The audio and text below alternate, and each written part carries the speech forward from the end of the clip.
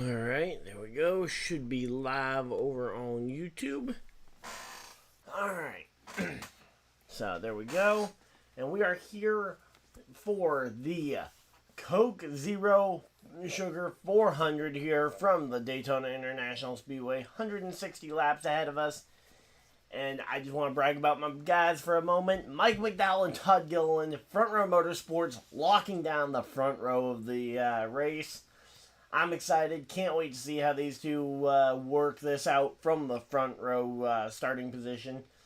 Michael McDowell's, I believe, 4th pole position of the season, so definitely looks like it should be a good one.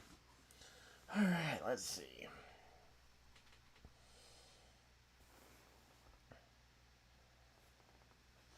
There we go.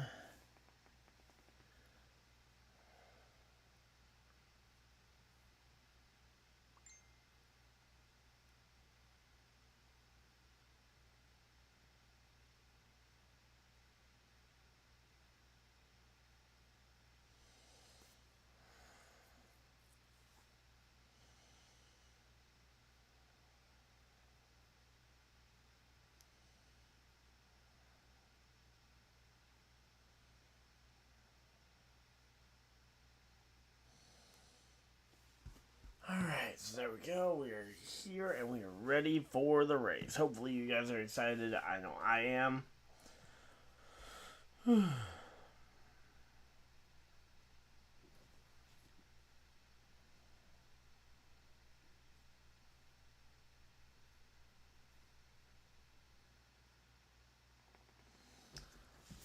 Alright. Just waiting on my leaderboard to actually start working. It seems to happen every once in a while that the leaderboard just for whatever reason doesn't want to actually load, so it may be a minute until we get the leaderboard up, but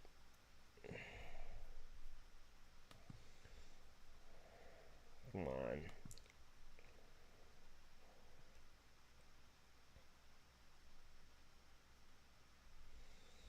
Well, let's see, what about the raw feed? Does that...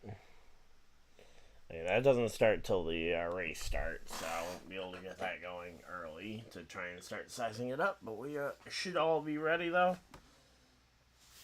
And gonna just pop out the chat real quick. That way I can read chat nice and easy.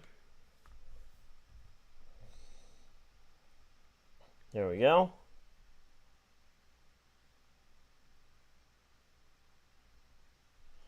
Hey, Spider, how's it going? And yet, no, I'm not muting myself. I've never have intentionally muted myself. I just forgot when it came to, just double check, make sure that haven't done that this time.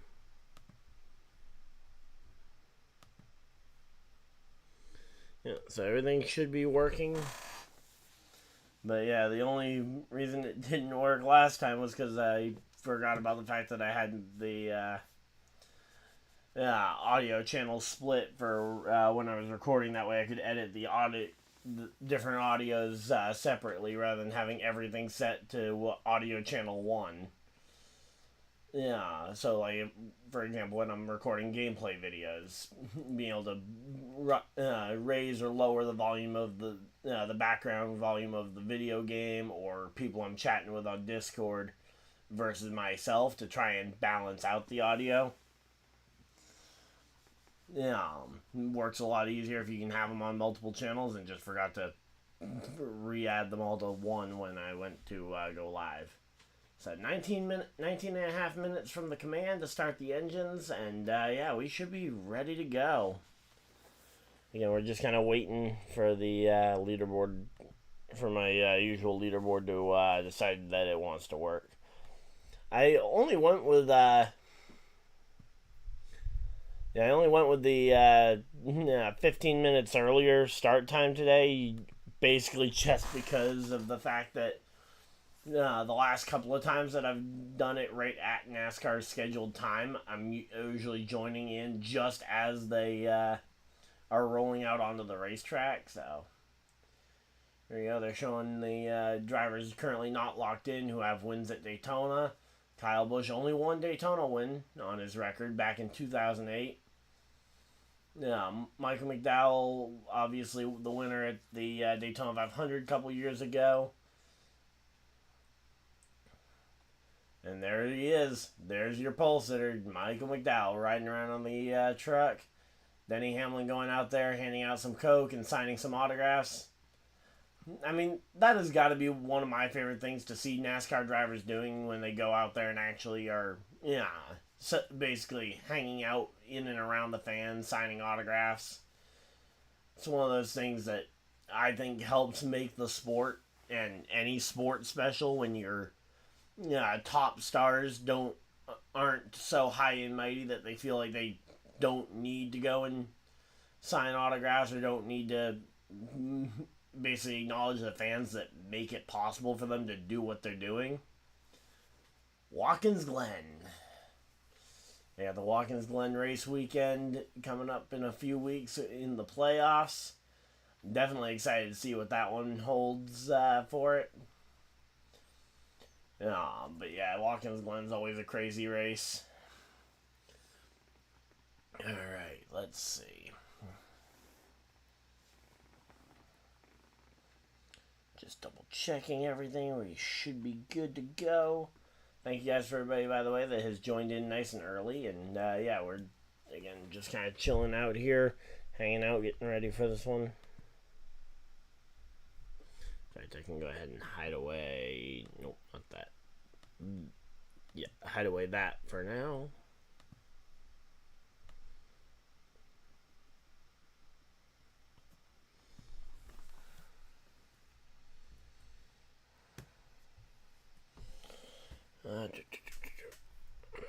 I didn't opt to go for the green screen today, mainly just because I've got the shirt I'm wearing has a little bit of green in it and didn't want that getting green screen. So, green screen, it'll come and go, might become more of a regular feature if people are enjoying it. Also, let me know how you guys are liking the audio levels. I went and messed around with them just a little bit before the stream, but I don't know how they actually sound. Also, let me just double check, make sure I can actually hear myself.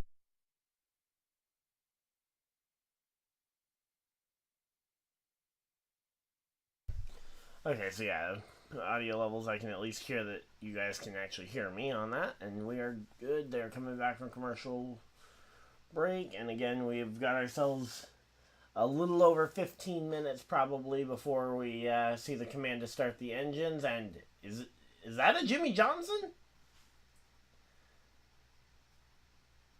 Yeah, Lee Diffie on the play-by-play call for the rest of the NASCAR season. I think Lee Diffie is one of the greatest voices in racing of any kind. Did amazing work for the Olympics over the last month or so, and has now been moved over from NBC's IndyCar content to the NASCAR side of things, and showing that replay of the 2015 the 2015 wreck for Austin Dillon, last year's wreck for Ryan Preece. Some absolutely violent crashes here. Just glad that luckily in those instances there were no serious injuries to either driver, because that is always the first and most important part when we see a big scary crash like those. And speaking of big scary crashes, last week at Michigan, up and over goes Corey LaJoie. Just very little to do with it, and it's just weird to see just how easily that car just picked up and went right off the ground, and then went for a tumble the second it slid into the grass. But yep, definitely curious to see what the lack of grass on the back straightaway at Daytona does. They also added a second rear window fin that should theoretically help keep the stuff on the ground. So we'll have to wait and see again how those changes end up playing out. Alright, so again, we're just settling in here. Let's see. Come on. Come on. Nope.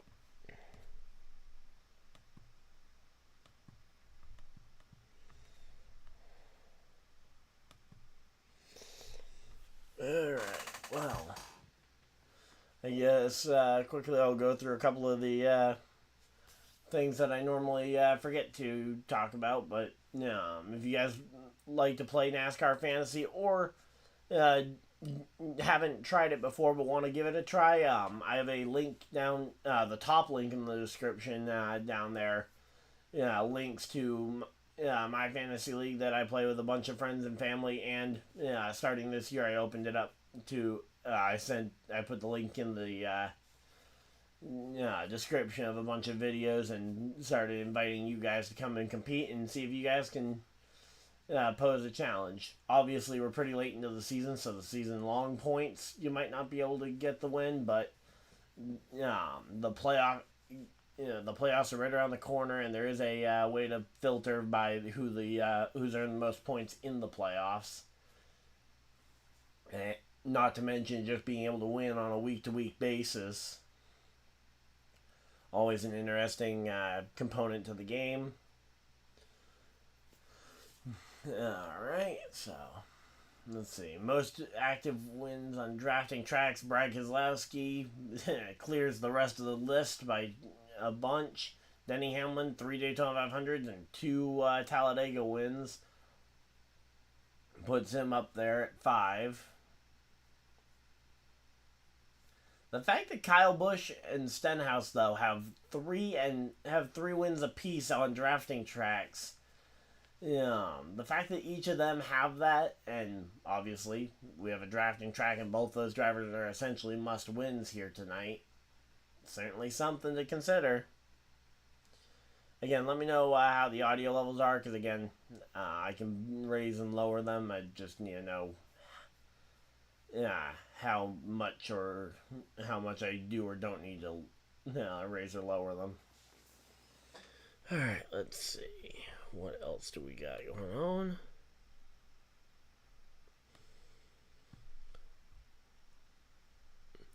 Alright, I guess I'll go ahead and mention this one.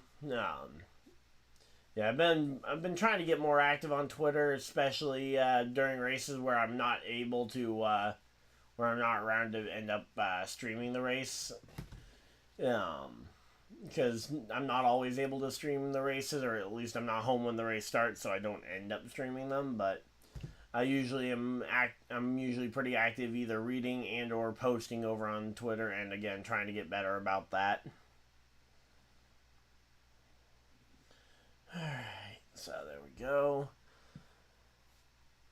But yep, pretty much everything else is pretty much covered. The Lapdown podcast new episode is up over there.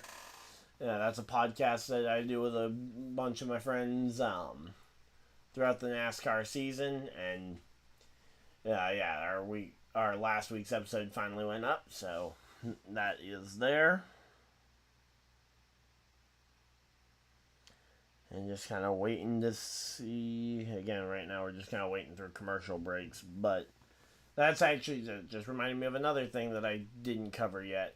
But this race, the Atlanta race and the Talladega races in the playoffs, will have 0 full screen commercial breaks during green flag action, which means we will not miss a moment of the action, and that is a absolutely great thing. I think there's no. I'm glad that they're doing it for at least these 3 races on a trial basis, and if it were up to me, I would say we should be doing it at almost every race. Again, maybe you can make an exception at somewhere like a road course like Watkins Glen or Charlotte, where, well, there isn't going to be constant action, but you also can't guarantee, like, going to a commercial break and then suddenly the second the cameras are off, someone slides off into a runoff area. Alright, so there we go.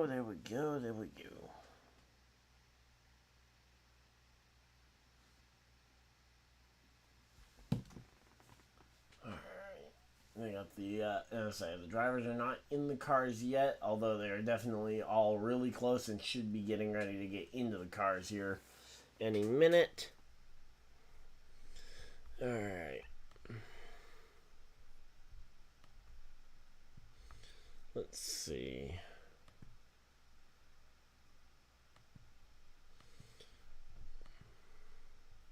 Let's go ahead and take a brief look on Twitter, see if there's anything going on here.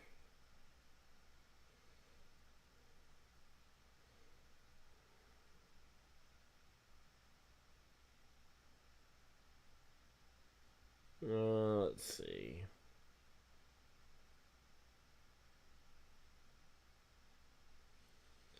Oh wow! People already have the Shane Van Gisbergen Cup car already mocked up as to what it might look like based on his schemes this year, and then his new number, which I guess we can talk about that for a minute, because it was announced about an hour or two ago that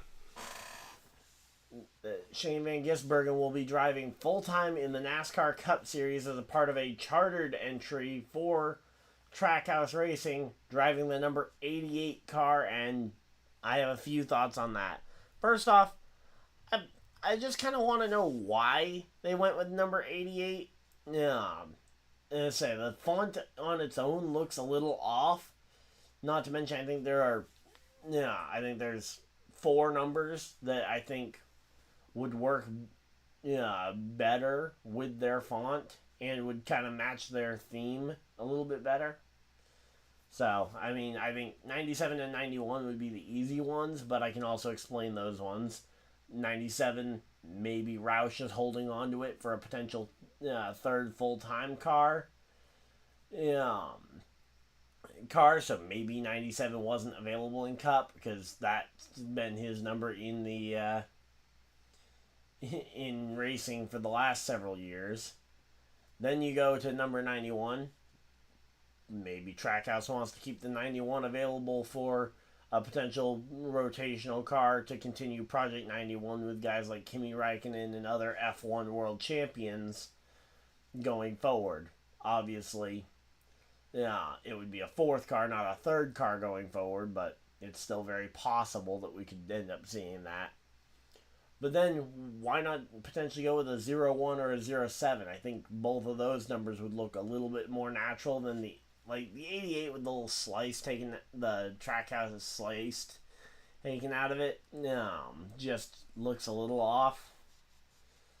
Again, maybe it's something that'll grow on me, and I don't think it looks bad. It just seems like a very unnatural choice to have elected, especially considering, again, SVG's run the 97 in Xfinity with the slice, and obviously he won the Cup race in the number 91 with the slice taking out the number, so we've kind of seen those.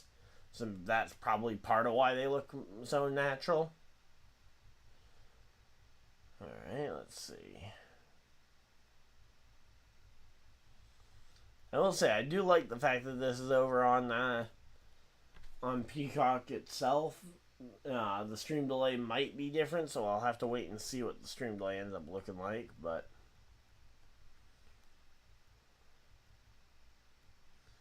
let's see. Alright, so Daniel Hemrick rolling off 28th, and Shane Van Gisbergen in the 16, which that's another thing. Shane Van Gisbergen upped the number of Cup races he's running in throughout the remainder of the season. As we get ready for this one. So, yep, there we go.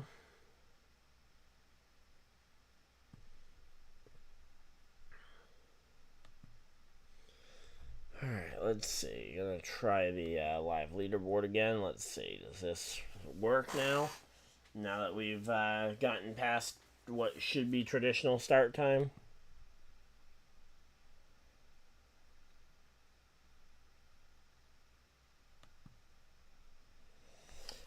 Come on. Nope.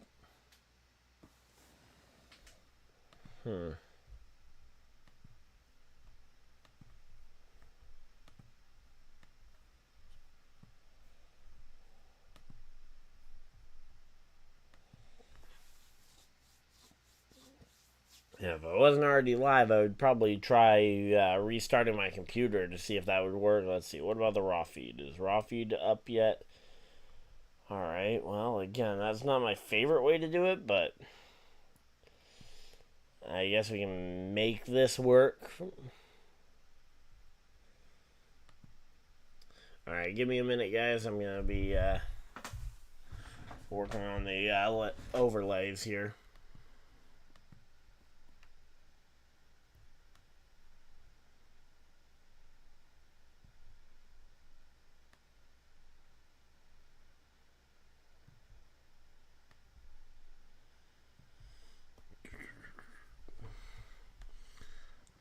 We'll cover top 15. If we have to use this one, we might as well use something that the other layout wouldn't give us, which is a top 15 leaderboard.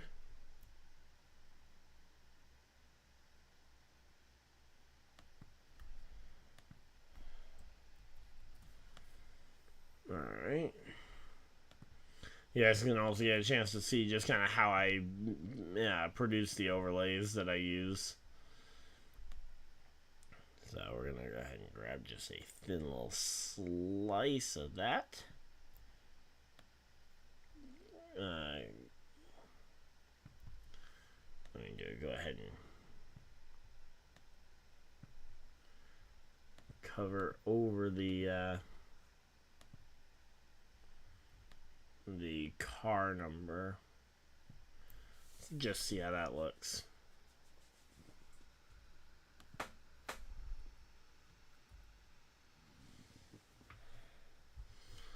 Alright. Not exactly sold on it, but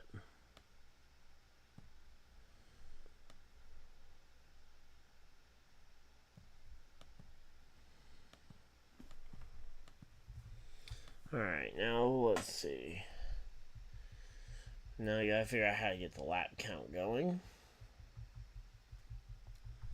And where we want to put that.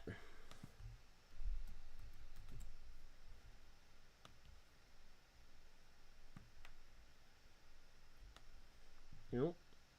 Yep.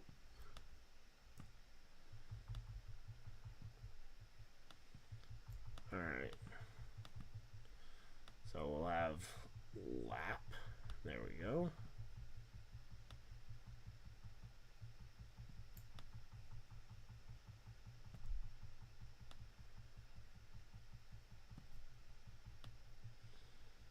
And there we go. And then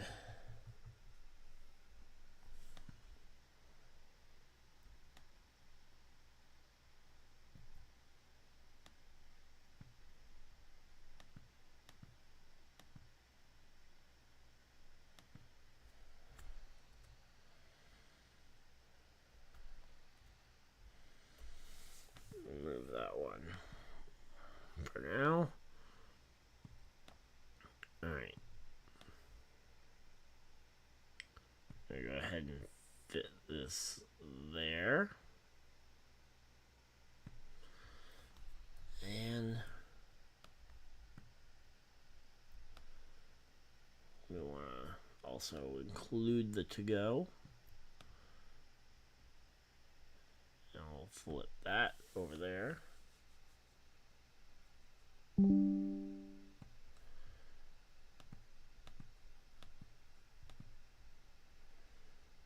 Boom, boom, boom. Alright, so I think that works pretty well. We'll use lap until we get past halfway or so.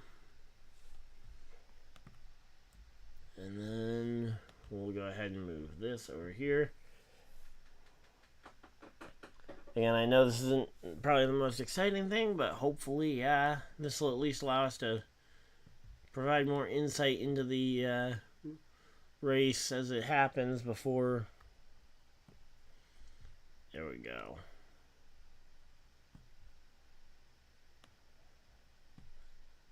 The track condition. There we go. That'll make a nice, good kind of lid to put on that.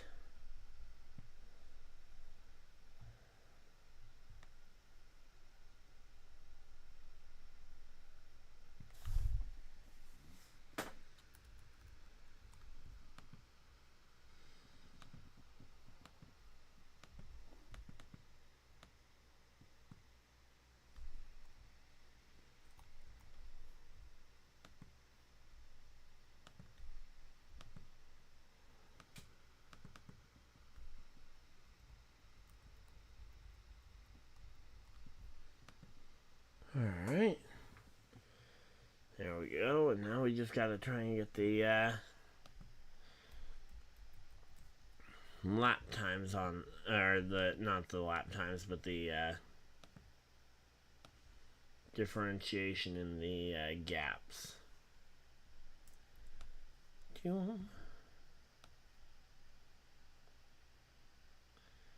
Alright, delta, that's what we really need.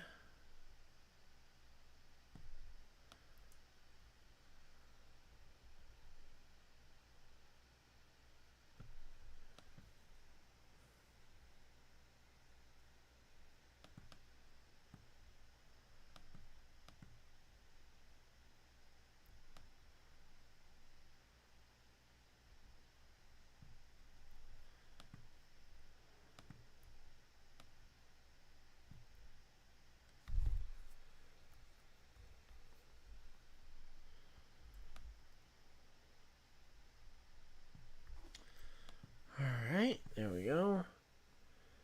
Now we just gotta try and figure out exactly how far over we have to slide the leaderboard to be able to fit most of the names.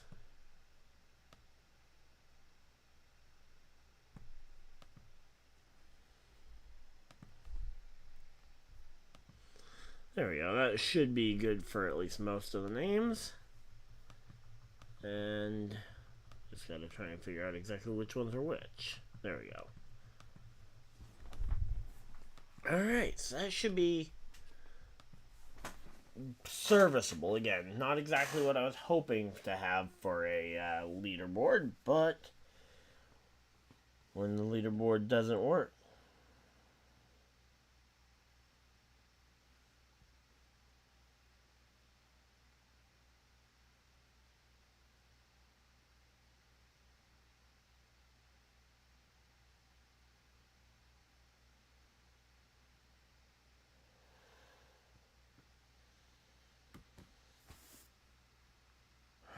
Let's see. Alright, hopefully should be coming back from commercial break here and getting ready for this one.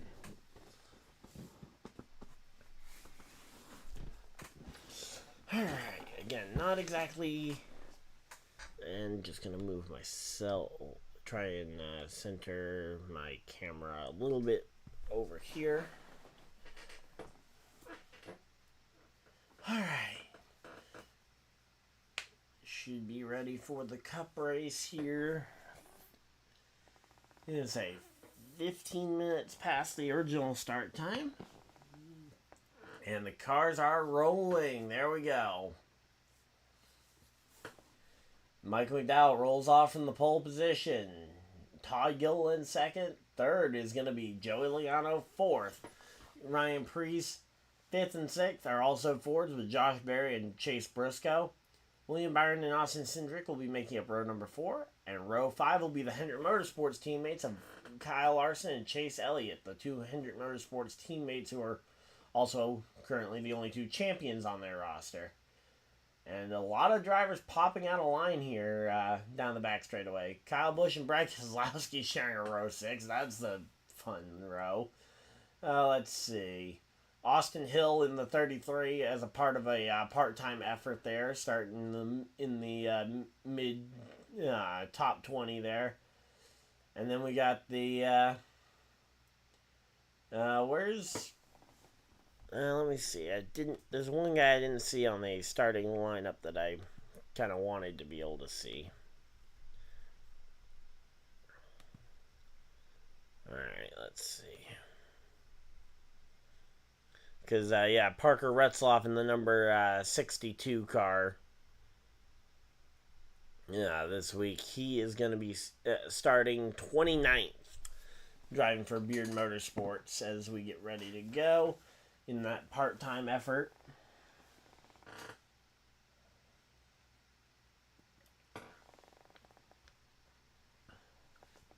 All right.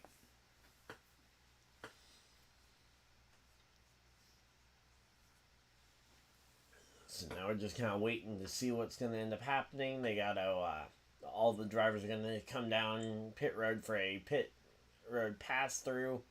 basically as a way to try and check speedometers, make sure their speedometers are working all right. And yeah, we should be pretty much ready to go.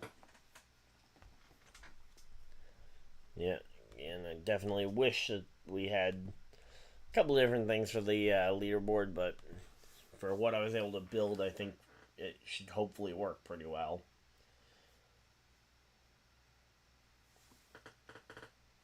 Alright, there we go. So you got Lee Diffie, and again, Lee Diffie being in the booth makes it very disheartening that I'm not listening to the broadcast, but on the plus side, the radar looks clear, so for the first time in a while, we aren't gonna lose the race to rain, unlike at Michigan last week, where ultimately it rained out and then ended up leading to a Monday race at 11 a.m. and I was busy. I had to go to work, so I couldn't stream. Oh, man, that is still such a violent crash there for Ryan Preece from last year. Again, amazed that he is okay, but very glad. And then, yep, now he starts in the 4th position. Definitely curious to see how the Front Row Motorsports guys are going to handle being on the front row together. Yeah, compared to... Because I believe this is the first time they've ever actually locked out the front row. They had the ability back at... I think it was the... back at the second race of the season for... the second race of the season for whatchamacallit. The...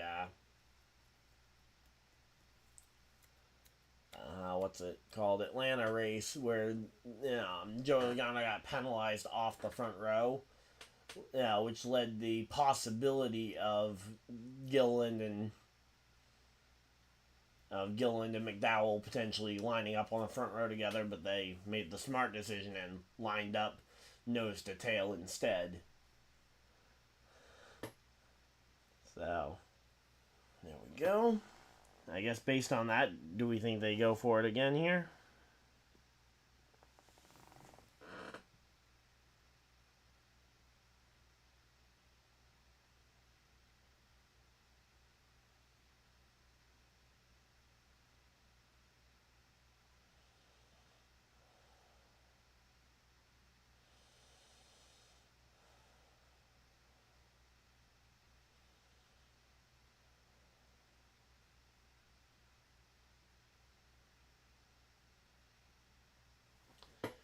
Alright, so here we go. Yep, there goes all the cars coming down through for the pass through to get an idea as to pit road speed.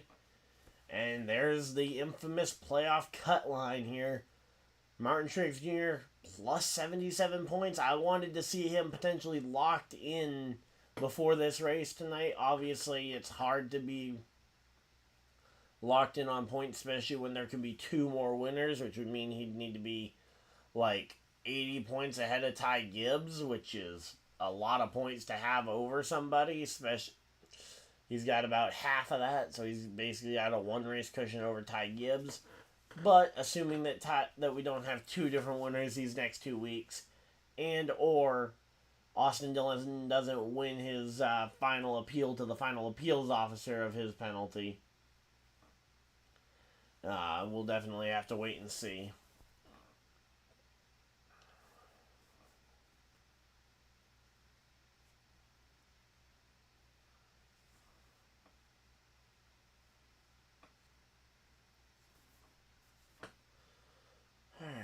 Go.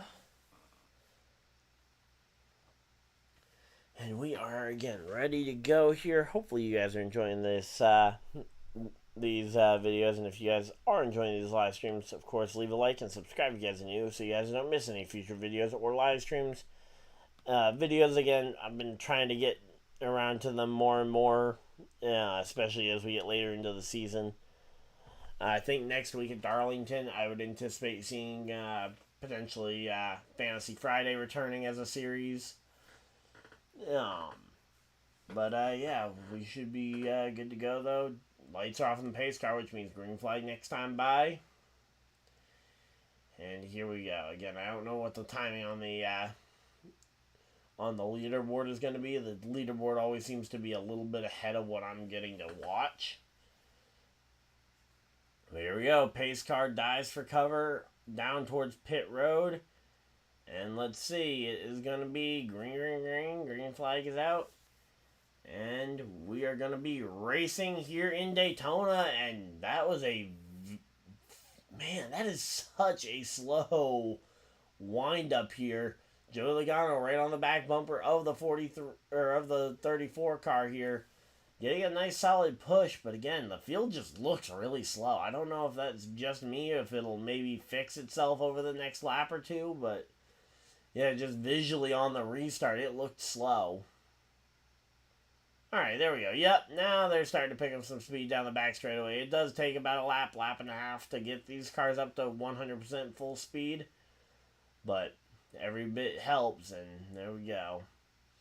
So again, we got 3 Fords in each line for the first 3 rows, and then that's where the manufacturer diversity starts to pop up. So 35 laps here in stage number 1, allowing for a nice short stage. Everybody can make it on fuel, and it will be just about trying to fly through this first stage as fast as humanly possible here. And we can actually see drivers racing for position here.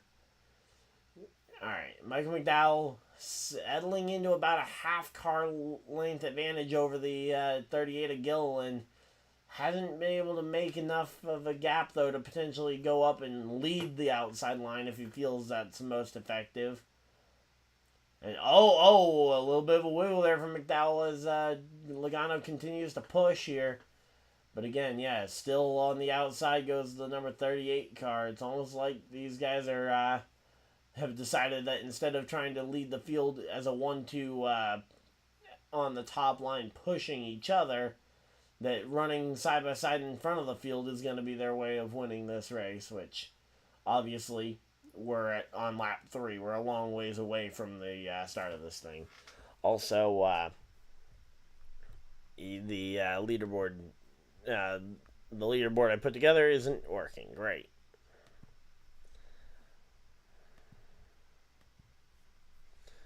Alright, well, let's see. What about the traditional leaderboard that I usually go with? There we go. We got a nice push here, and the help behind Todd Gilliland starting to fade a little bit.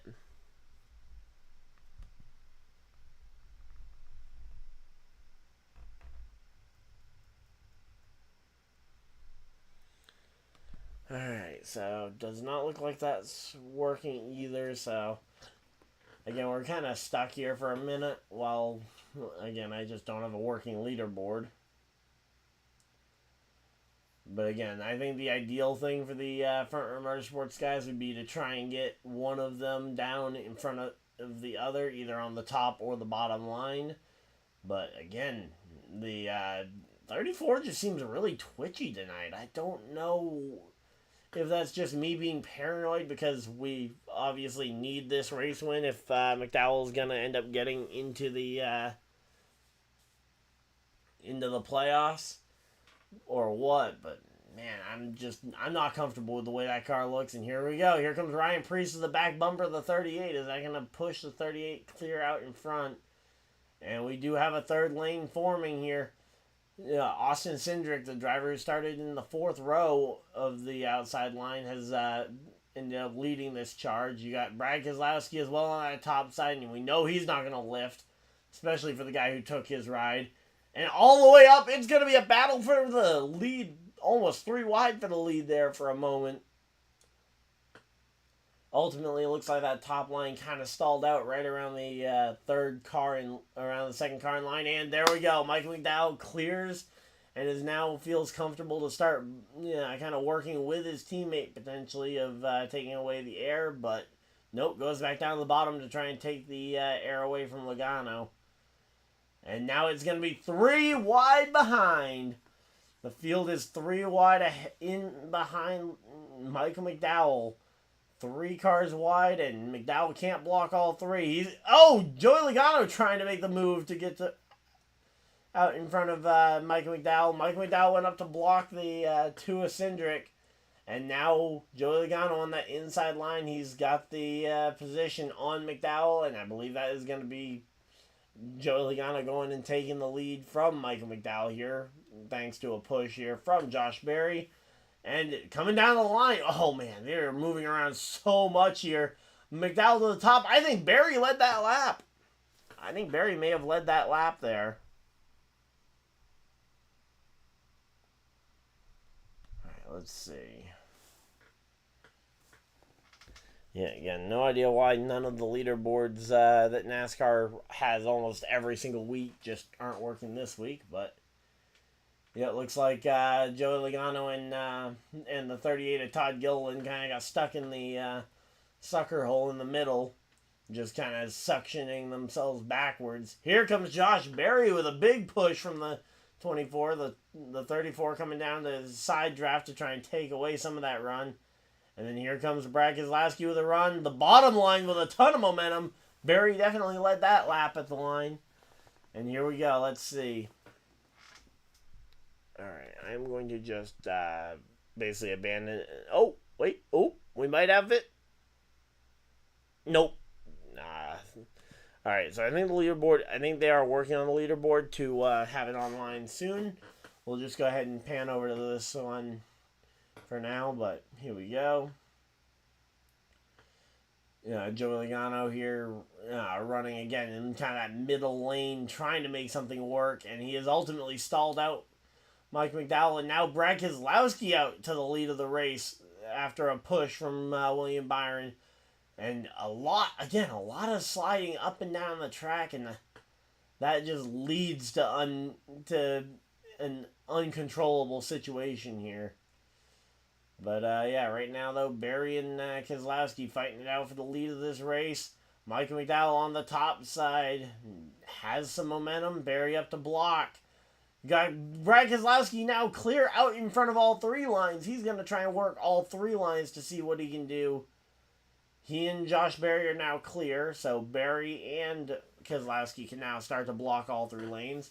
Berry starts to move down to the bottom line. He sees some momentum coming from the number 24 car. Gets down in front, gets a little bit of a push there. Just enough to get side by side with Brad Keselowski as they head into the tri-oval. And Keselowski at the line leads it. And right now we are 10 laps into this one. Looks like they're going to be going to a side-by-side commercial again. There will not be a full-screen commercial break during the proceedings. And there's a full-screen commercial break. I thought we were supposed to have commercial-free racing. Okay, let me go ahead and see if it's just a Peacock thing and maybe the other some of the other channels have it uninterrupted. Shouldn't have to, because it should just be commercial-free as is, but... Alright, let's see.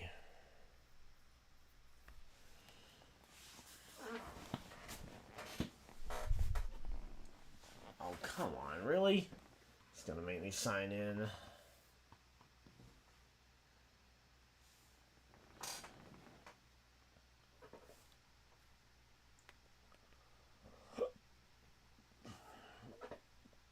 Alright, gonna have to give me a second, guys. We were at commercial break, so I wouldn't have been able to see much on Peacock anyway, but...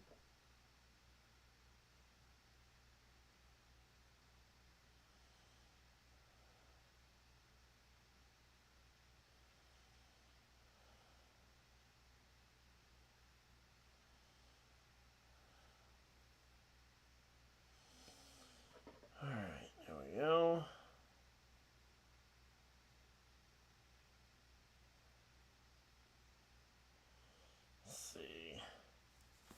Yeah, right now I'm just trying to get through this. Let's see.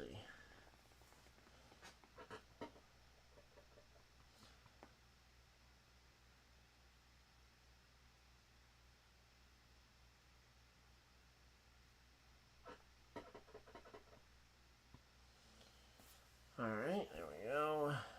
Should be able to get the TV broadcast here momentarily. Yeah, this was supposed to be commercial free, or at least at worst side by side. Yep, there we go. Okay, side-by-side commercials here. I guess just Peacock didn't get the memo. But here we go. Michael McDowell on the top line. He's gotten out ahead of Joey Logano. Not quite to the lead of the race, but hey, that momentum and honestly just the average running position, you need to be doing pretty well throughout the majority of this race, it feels like, to actually have a real shot. Alright, here we go. Come on.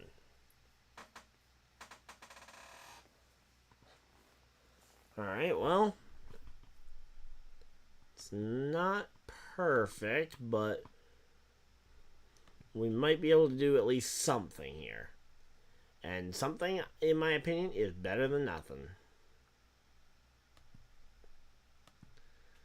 Alright. Alright, so first off, we're going to go ahead and cut down on a lot of this.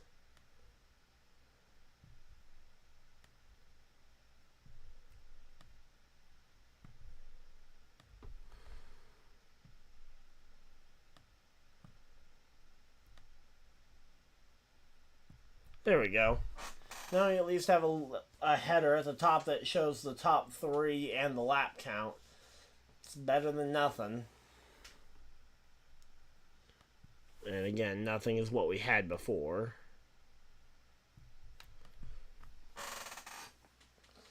Alright, here we go. Let's see. So Josh Berry out ahead. Michael McDowell has filtered himself out to the second position, and he is clear, so he can start to move up and down the track respectively here, basically blocking the lanes in behind Josh Berry, and maybe at some point he'll find a run to maybe make the pass on Josh Berry. Oh, but here we go. Joey Logano makes the move here to the inside of McDowell and just leapfrogs right past him, and now Logano's in the position that McDowell just was, where he can start to block both lanes. Got really loose there, trying to find any spot he can. Joey Logano finds a way around Josh Berry with a push from Michael McDowell. Here we go. Michael McDowell with the push here. And now Joey Logano out in front of both lines, and he can start to try and work both lines the way that McDowell was earlier. Try and be that Pied Piper and leading both lanes around here. A lot of that momentum, the Fords seem to be able to bring the momentum. Again, the biggest thing for the Fords is usually fuel mileage or lack thereof here at the plate races. But yeah, right now though, Mike McDowell, as they run, 121 points outside the cut line. But if he gains that one spot, he goes to inside the cut line. But yeah, the the points as they run are absolutely just aching all over the place, and there is no real consistency. You can gain or lose 15 points pretty much just by where you are in line and how your line is doing at the moment. I will say though, Todd Gilliland back up into the top 5 here. And speaking of Todd Gilliland, here we go to the middle of the racetrack. He's gonna try and see if he can leapfrog past Brad Keselowski. He's going to get a push from Byron and leapfrog past his teammate Michael McDowell, potentially. We'll have to wait and see. Yep, there we go. Todd Gilliland jumps up in front of Michael McDowell now on the top line. And that top line is linked up and getting some good pushes. But here comes Ryan Blaney on the bottom line pushing Josh Berry. Josh Berry all the way back up to the lead of the race. And again, that's just how this momentum style plate racing works. You got so much momentum that came from that bottom line out of absolutely nowhere. Now all of a sudden, Todd Gilliland and Joey Logano, they are having to try and fight side by side with Berry. Now Logano gets clear. He can start to block both lanes once again. Todd Gilliland all the way up to try and work with his teammate Michael McDowell on the top line. William Byron trying to shoot through the middle, and oh, Berry trying to make some moves. There we go. Josh Berry out in front trying to block all 3 lanes. Blocking 3 lanes is not usually a very effective strategy here. To the middle. It's 3 wide for the lead. 3 wide for the race lead. And here we go. Todd Gilliland on the top line. Berry in the middle. Joey Logano down bottom. They are 3 wide all the way through the pack, including the race lead. Looks like Barry's starting to lose a little bit of that momentum. Joey Logano clear and can start to block all 3 lines. But that top line, they're going to have some momentum with those fast Fords on the top. And yep, here we go. The 38 alongside the 22. And there's not a lot of organization actually at the top of the line. Meanwhile, you got Joey Logano and Ryan Blaney, who are very fast and working very well together on the bottom. And oh, there's the connection. Big push from the 34 to the 38. 38 up alongside Joey Logano. 38 going right against the fence, trying to stay as far away from the potential side draft. Run off the corner is usually where you would expect to get some speed off the top line. And Joey Logano easily leads at the line that time by. Alright, there we go. And we are just chilling out here. Hopefully everybody's having a good time. But, yeah, this has been a pretty good race so far. I mean, 20 laps in, and I don't feel like we've had a dull moment yet. And here we go. Todd Gilliland to the race lead after a big push from his teammate McDowell and Keselowski, and who's that behind them? Cindric. Austin Cindric, the 4th Ford in line there, getting a nice big push, getting Todd Gilliland out to the lead. Gilliland leading a lot of laps, especially at these super speedway drafting tracks.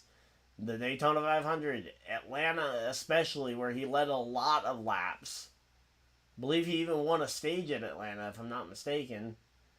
But here we go, making a lot of progress here on that top line. It's going to be a curious thing to see what ends up happening. And let's see. Again, just kind of looking for that. Where's that next burst of momentum going to come from? The 5 into the back bumper of the 12. The 12 into the 22's back bumper. And yep, there goes Joey Logano off like a rocket here. Going to try and take the lead back from the Front Row Motorsports boys on the top. And yeah, they're doing a pretty good job of trying to make this happen. But the run off the corner to the Fords. And that is going to clear Michael McDowell and Todd Gilliland. They're both clear on the top line. I think, though, the smart money here is just to let the top line become the superior line and just continue to lead it. Because if you can force the racing line to the top of the racetrack, you can get them to go single file potentially. But unfortunately, that does not actually seem to be a thing that is overly possible here tonight. Normally, that would be the strategy, would be to try and get the top line single file, but so far, nobody seems to be wanting to cooperate with that tonight. So here we go. Joey Logano gets a push from the bottom line back out to the front for Joey Logano as he tries to make a block on his former teammate, Brad Keselowski, as that middle line has started to surge as well, and the top line starting to die out a little bit with a bunch of guys dropping from the top line to the middle line here. And there we go. Let's see. It's a Joey Logano versus Brad Keselowski fight for the lead. Joey Logano has the spot. Now Blaney and Keselowski fighting for second. Keselowski to the top of the track, going to try and block and get the run from the 38 here. 38 gives a nice solid push. Not really anything for Keselowski to really do with it. He tried to go down to side draft, but that just didn't really work out too well for him. Now the middle line's coming to him with a little bit of momentum. Maybe that'll be enough to try and turn the tides here, but I'm unsure as to how that'll work. The big thing is that this has been the most even I think I've ever seen a pack race. I mean, no matter who is kind of leading what lines, there's always seems to be a ton of momentum coming from behind. And I know that to an extent is the goal, but it does not feel like that's very often the result. It usually takes a lot of effort to actually get to this point. 12 laps to go here in the first stage of the Daytona, of the Coke Zero 400 here. And we are actually doing we're making some pretty good progress here. Alright, let me go ahead and check the leaderboard again here. And there goes the Front Row Motorsports boys have been able to clear themselves out ahead of the field. Now Keselowski back to the inside of Michael McDowell for second. Goes to side draft, and that might introduce Joey Logano in the bottom line back into this battle, but looks like they run off the top. At least for now, those two front row motorsports boys doing a lot of work here. The problem is that both of these guys really need the playoff points for the playoffs if they get there. And if they aren't going to get there, well, the reason they wouldn't get there is probably because their other teammate won this race. I don't see a path where they both make it to the playoffs this year. Alright, so there we go.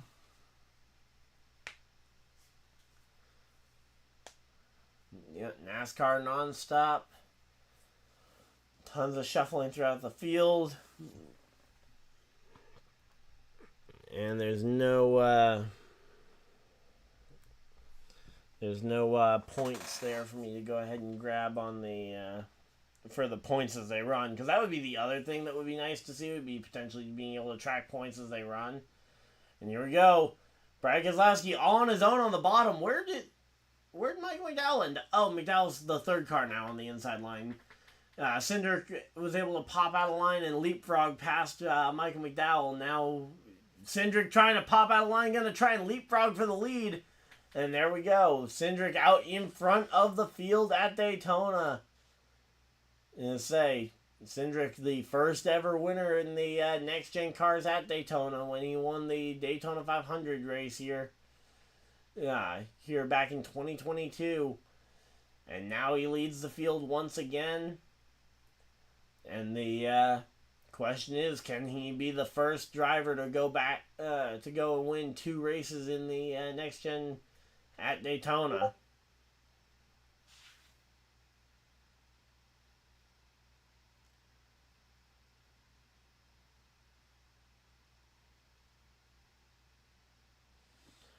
Alright, here we go. Big push here. Josh Berry getting back out and ahead in a massive run from that inside line. Again, these runs are just coming out of completely nowhere here. And yeah, Josh Berry from the bottom line. Actually, Josh Berry got the push directly from Logano to the front of the field. Came up in front of Keselowski to try and block both lanes. Now we got William Byron trying to make something happen. 8 laps to go in this stage. We're getting down to the end of the stage, and these drivers are going to be fighting for every point they can get because points matter. And let's see, what's it going to end up being? Down to the bottom, the 4 car. The 4 and the 22 definitely seem to have a lot of power on that bottom line. But the 4 keeps going up to the middle to try and take that momentum away. Try and get the momentum when he sees the 6 car having it, or more specifically when his spotter sees him having it. And now, there's Chris Buescher in the mix. We haven't talked much about Chris Buescher, but as a part of that, battle for the cut line, you got Chris Buescher and Bubba Wallace, who are running right now nose to tail in the middle line.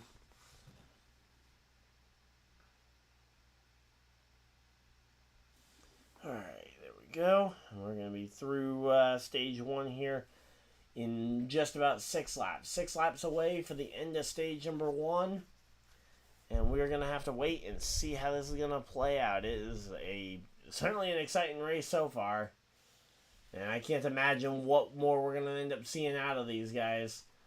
I just can't believe how far Michael McDowell and Gilliland got cycled back. And Josh Berry drops like a rock right in front of the middle line. Not really sure what happened there. And I say drops like a rock. That was more so their momentum getting stuffed. Josh Berry still alongside the battle for second. But that entire middle line looked like they were about ready to take control and potentially take over the bottom line. But, yeah. Now they are just kind of mired in the middle there. Now the 6 of Keselowski comes down to try and lead Josh Berry. Again, right now, Keselowski, Logano, these guys, they're fighting for this one. honestly, if I'm one of those front row motorsports guys or someone further back in the pack, I'm planning a pit stop here. Yeah, the front row motorsports guys are trapped on that top line. Okay, let's see. If I'm, say, Chase Elliott or Alex Bowman a little further back here, those are the guys I would be expecting to maybe start planning a pit stop here, as we get less and less laps to go in this stage, and they have next to no chance of actually earning that playoff point. I think those would be the kinds of guys you might see that, maybe not Chase Elliott, because Elliott needs to try and fight for any points he can get. And he's not far enough back that I think points are still a possibility for him. Although I think it's a very slim possibility at this point. And again, I still think the right move for Elliott would be to plan a pit stop with his Hendrick Motorsports teammate there. You take that pit stop, you cycle back to the lead here in a bit. Alright, let's see. 4 laps to go. 4 laps to go, and let's see. It's Joe Logano, it's Brad Keselowski out in front of the field.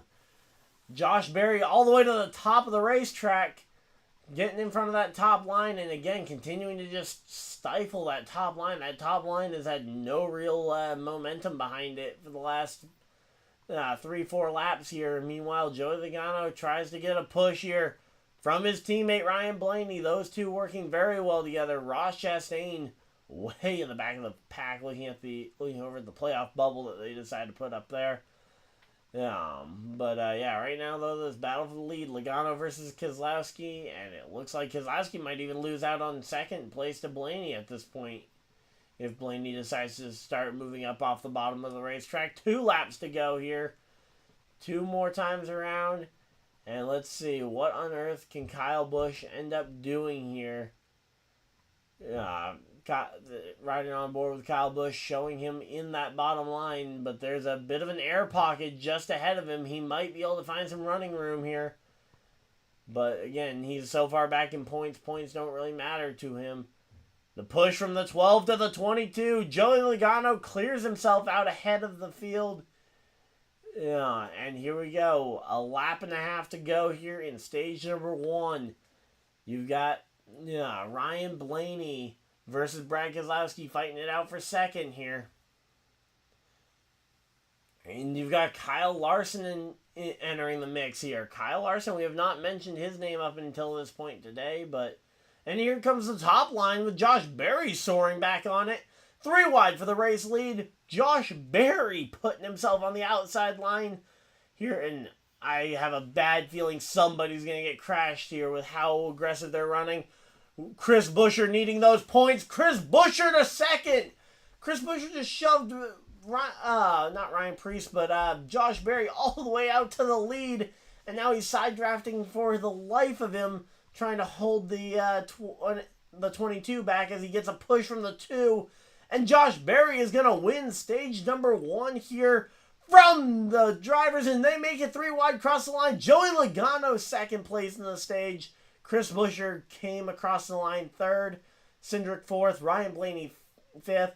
The front row boys managed to get 6th and 8th respectively as well as they come to the end of that stage. But man, there was just so much chaos coming down the end of that stage, and we were never really short of action. And now we'll get a full screen commercial break as we are under caution for the end of stage number 1. All right, there we go. Just recorded that for a potential clip. Gonna try and use stream highlights for YouTube Shorts a little bit more frequently, considering over on my gaming channel I've been utilizing Shorts a lot more, and yeah, the YouTube Shorts are just have just been completely overpowered, and I had kind of ignored them by choice, or tried to ignore them by choice, because I'm not the biggest fan of the vertical format from Shorts, but at this point I just can't deny how good they work with the algorithm. So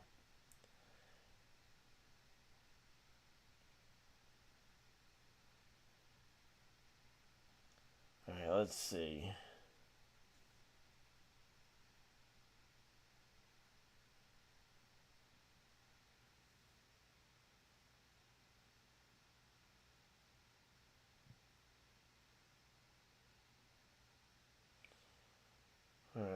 see. Alright, so yeah, we're just chilling here again. Just kind of waiting for the, for NASCAR's app to start just working. Like, come on. Race Center. Nope, it's just not gonna work.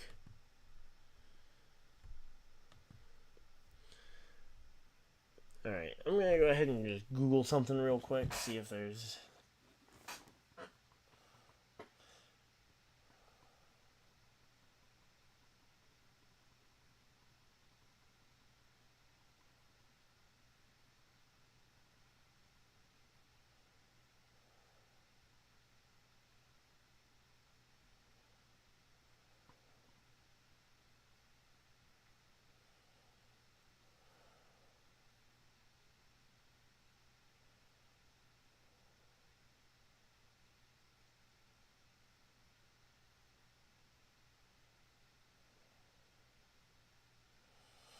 Alright, well, that is a video, but I don't have my earbuds to go ahead and just put in so I can try and figure this out.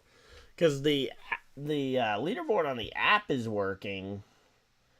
So theoretically, I mean, I could use that and get the top 7 or 8 at least as a fix. And honestly, that might actually might work just that little bit better. I was just going to quickly take a peek at my fantasy roster, even though I'm sure I know how this is going to look.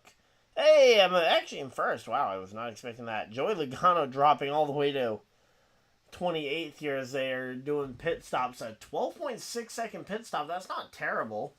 Gets out ahead of his teammate Cindric, who got a 12-second stop. 12-4 for Chris Buescher as they come out off pit road, and Joey Logano wins the race off pit road. Okay, not sure why he was being shown that far back down the field. Everybody gaining stop spots here. Larson and Chastain gaining 5 spots each, and the Front Row Motorsports guys losing 2 and 3 laps respectively.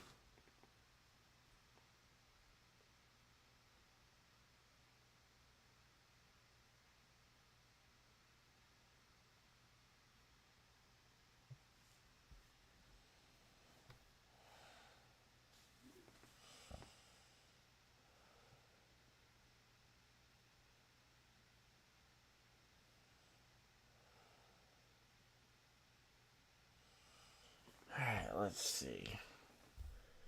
Maybe if we can't get... Oh, wait. We might have something here. Nope. Alright, what about NASCAR...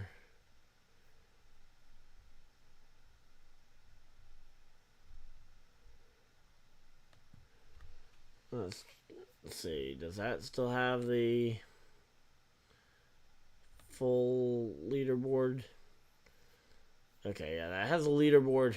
It doesn't have names. It doesn't have time behind, but it might be as good as we're going to get. So let me go ahead and pull this up real quick, guys. Again, I apologize for changing things around so much, but we might actually have something that might work better, so...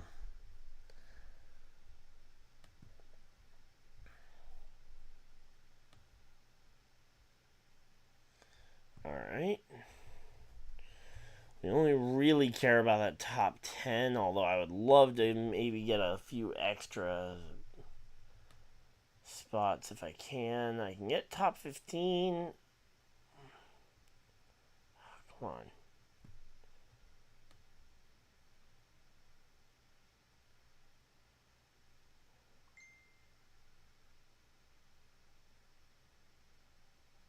Alright, there we go.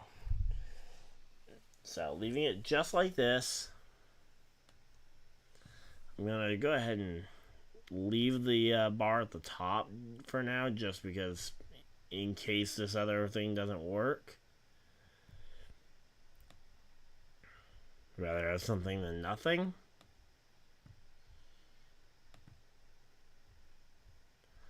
But I actually have some confidence in this other thing. And the numbers beside them won't be the time behind. It'll be the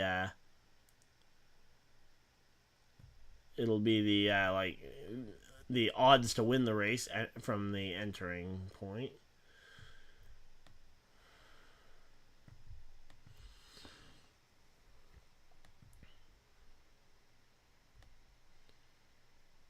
Alright.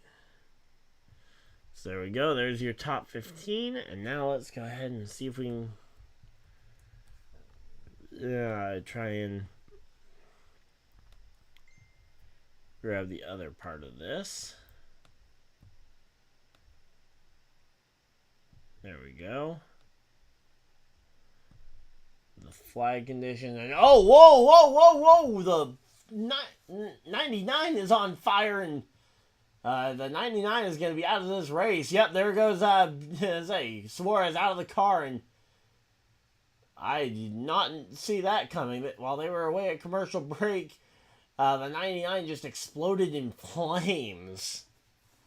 That is not good. Glad to see him out of the car, and glad to see he's hopefully okay, but man, that car is completely toast. Alright, let's keep working on this. You only really need that data there to go ahead and put it at the top of the screen. There we go.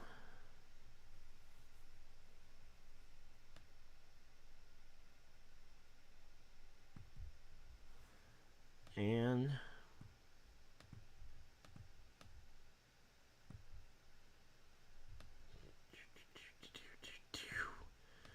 all right, there we go.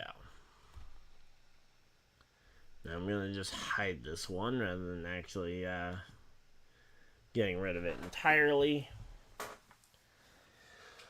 Alright, and there we go. We now have that, and let's go ahead and try and highlight, or see if we can highlight. Oh, nope, don't want to scroll down. Alright, let's see.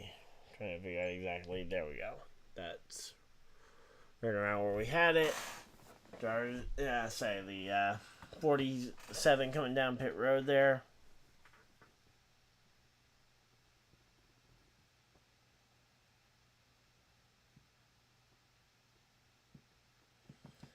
But yeah, that fire really came out of completely nowhere. Alright, so there we go. We at least have a leaderboard we can work with a little bit.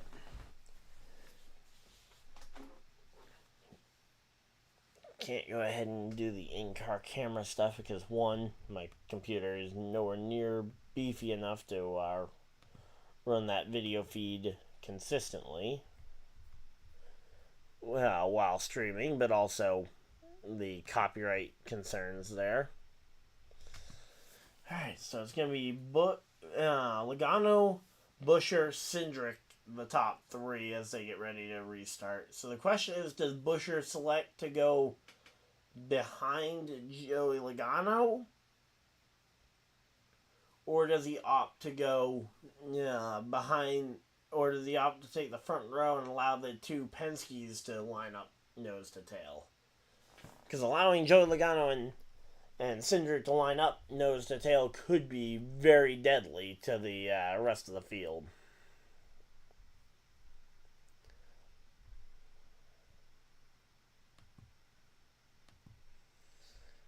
I mean, so much of this would just be a whole lot easier if it would just... If the thing would just work, but... Yep, there we go.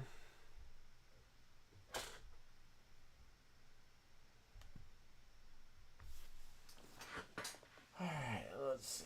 Back from commercial break, and we should be looking for Choose Cone and the restart here soon. Or potentially they already did the Choose Cone under the commercial break, but I would hope that we might not do that during commercials, but I also don't make the rules here, so let's see. Alright, so what happened? Alright, so a ton of... Alright, let's see. Watching this replay here, Trying to see what ends up happening. The 11 gets blocked in. Oh! So something ignited the fuel on the racetrack there. Nearly blew up, Hamlin's car too. That would have been really unfortunate there. But here we go. Green flag's out. We are back to racing, and yep, Buescher opted to start on the inside of the front row rather than starting behind Logano there.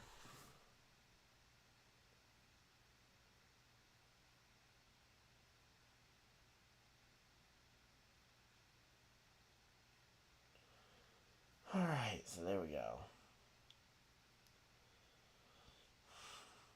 But yeah, that was insanely bad luck with the fact that fire started that way. So here we go. Well, back down to double file. We've got a little bit more tame of a race for now, although those Front Row Motorsports boys, along with Ryan Blaney back there, could potentially pop out to a third line. Yeah, here in the early parts, that's about the same spot that Cindric was in when he developed the third line originally on the first restart here. So now we got Chastain in the mix here. Buescher way up the field. In fact, Buescher might take the lead here in a moment as they're going to go ahead and talk with Suarez, who is out of the car, and yeah, just complete fluke accident. He isn't going to have a clue what happened probably unless he's seen the replay, which he's had some time. Maybe he has seen the replay as to what started the fire, but it is really weird to see the three guys fighting for the final playoff spot, all running basically nose to tail on the inside line together. You got Buescher, Chastain, and Bubba all on that inside line working together, and that third lane is starting to form, and they're starting to gather some speed. They've gotten to the outside of Blaney, and there goes the two Front Row Motorsports guys, as I predicted. The Front Row Motorsports guys to the top. Kyle Larson in the middle of the racetrack still. And that's going to allow, yep, there goes Blaney, Cindric, and Josh Berry all up to the top to try and take that momentum away from that top line. You know, to either ride that momentum forward or to stop the momentum and potentially level this back out. And there we go. Chastain starting to pop out of line on his playoff rival there with Chris Buescher. Again, I was kind of surprised they were working together in any way, shape, or form at this point, but yeah, especially at this point. So here we go. You got the two Penske cars all the way at the top of the track. Then you got the Stewart-Haas Ford of Josh Berry. Then you got the two Front Row Motorsports cars. That's 5 Fords lined right nose to tail here. And right now, Buescher is doing everything humanly possible to try and stay close. He's got the inside lane, so he's got the shorter way around the racetrack. He's jumping up at the end of each corner. He's jumping up to try and side draft. And oh, Bubba Wallace leaves him out to dry. And Bubba Wallace gets a push from Chastain, and that's going to put Bubba right side by side, potentially going to take the spot here. And let's see, Bubba Wallace, as he takes the lead, and that puts Chastain now out of the playoffs by 18 points under Ty Gibbs. And again, those points fluctuating a ton, but if Bubba wins this race, that is going to be a big one here for him to go and do that. But here comes the run of the momentum, and now the 17 is out in front of the field and has a shot to lead this thing. So now the 17 of Buescher, getting help from his teammate, Brad Keselowski, has a push. But that top line still has some pretty good organization and running speed here. And let's see. Yep, that's going to push Bubba Wallace back out to the lead here. And let's see. Again, right now, the entire field is pretty much fighting it out, trying to get to this 3 wide. Although at the front, it is still only 2 wide in the first 5-6 positions.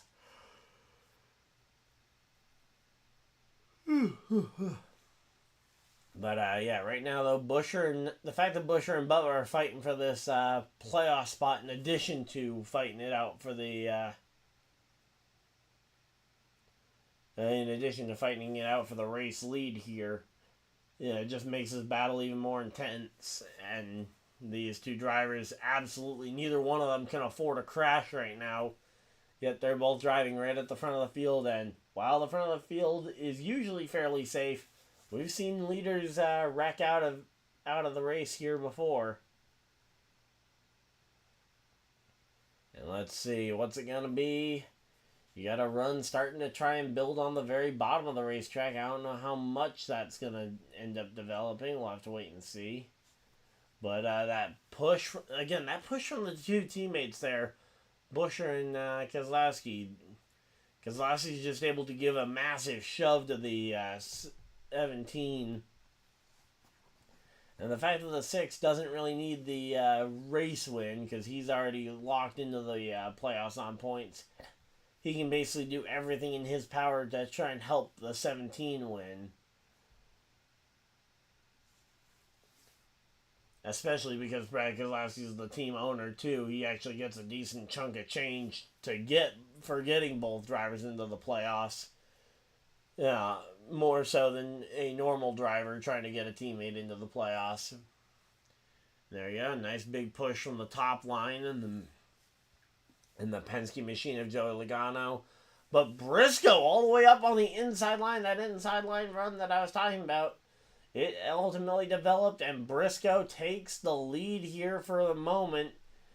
And Bubba leads at the line, but Briscoe, Daniel Hemrick on that inside line, Austin Hill.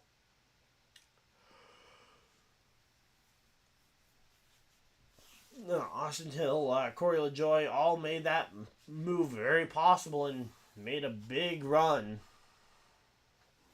All right, there we go.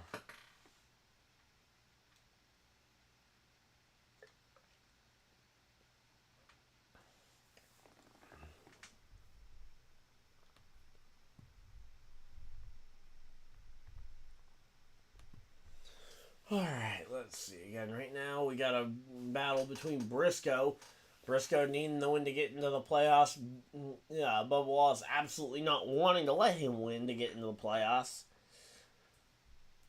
Because obviously, if he wins, that one takes a potential playoff spot away from Bubba Wallace, but I believe that would also move him from inside the playoffs currently to outside the playoff cut line. So I think if Bubba isn't going to win, he wants a repeat winner more than anything. Again, assuming that he isn't going to win it himself.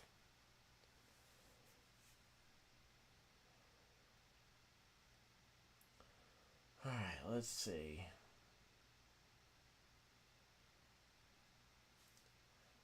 Yeah, right now we're just chilling out here for a moment while these drivers are collecting themselves. It is a 2 and 3 wide battle here.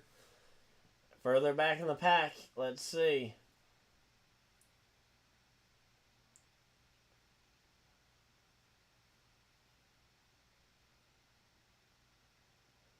Alright, let's see again. Right now, it's actually working out pretty well. It's been a pretty good battle here.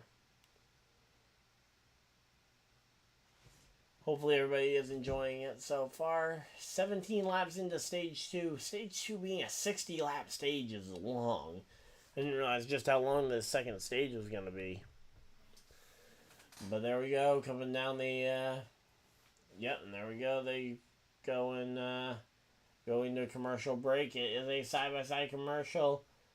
I'm just waiting for that first crash to appear. And the way these guys are driving, I wouldn't be shocked if it happens here soon.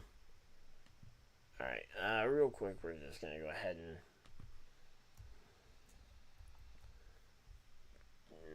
duplicate that. And because there is one thing specifically I want to get out of this. I want to go ahead and boom. There we go. I think that actually works out very well. Alright, so there we go. 43 laps to go in stage number 2. Alright, let's see.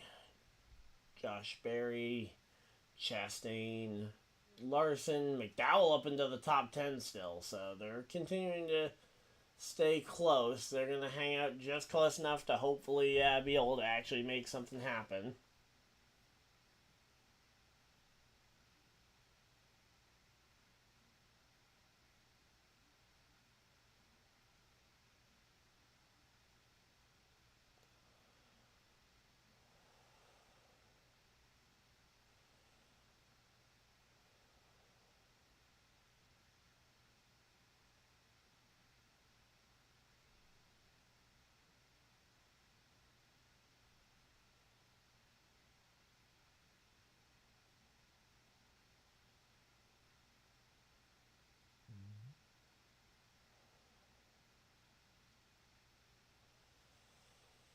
Alright, there we go.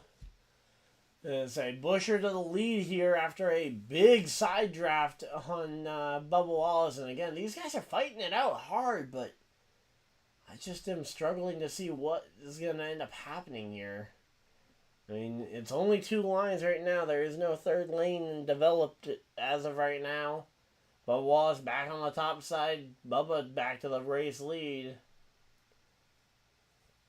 And again, right now, the biggest thing for Michael McDowell is that he and the 38 are just stuck in that top line. They're just running single file. Again, we're starting to get into the window maybe of green flag stops here. As I say, if I'm a team that's struggling here and needs points specifically for stages, this would be the kind of thing I'd be looking for. Would be an opportunity to try and get the stage victory there. So if I'm, unfortunately, all the guys who really need them, I guess if I'm Ty Gibbs, because we really haven't talked about Ty Gibbs much today. He is currently 16th place on the grid. If I'm Ty Gibbs, I'm trying to find some people to work out a deal to come to pit road early and basically try and cycle to the lead of the race. Because, yeah, ultimately the big thing for Ty Gibbs is that he's stuck.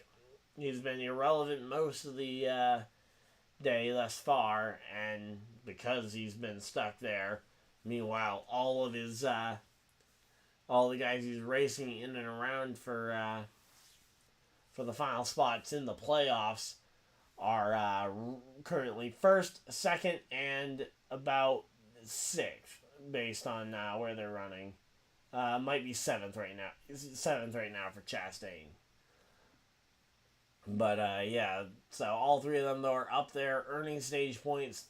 And if they finish there, they'll be earning a ton of regular points as well. And that will put, again, that might end up putting Ty Gibbs into a little bit of a question mark here. But it's also a question mark as to, okay, is there any way we actually get to the end of this stage or the end of this race without a further wreck here? Ty Gibbs has dropped down to the... Oh, wait, no, never mind. That's because Bubba's out leading the race. I was going to say, Ty Gibbs has fallen to the last spot in the playoffs. Alright, here we go. Let's see. Briscoe jumped up a ton of points there. He's up to 19th in the standings. Curious to see if he ends up holding on to that one.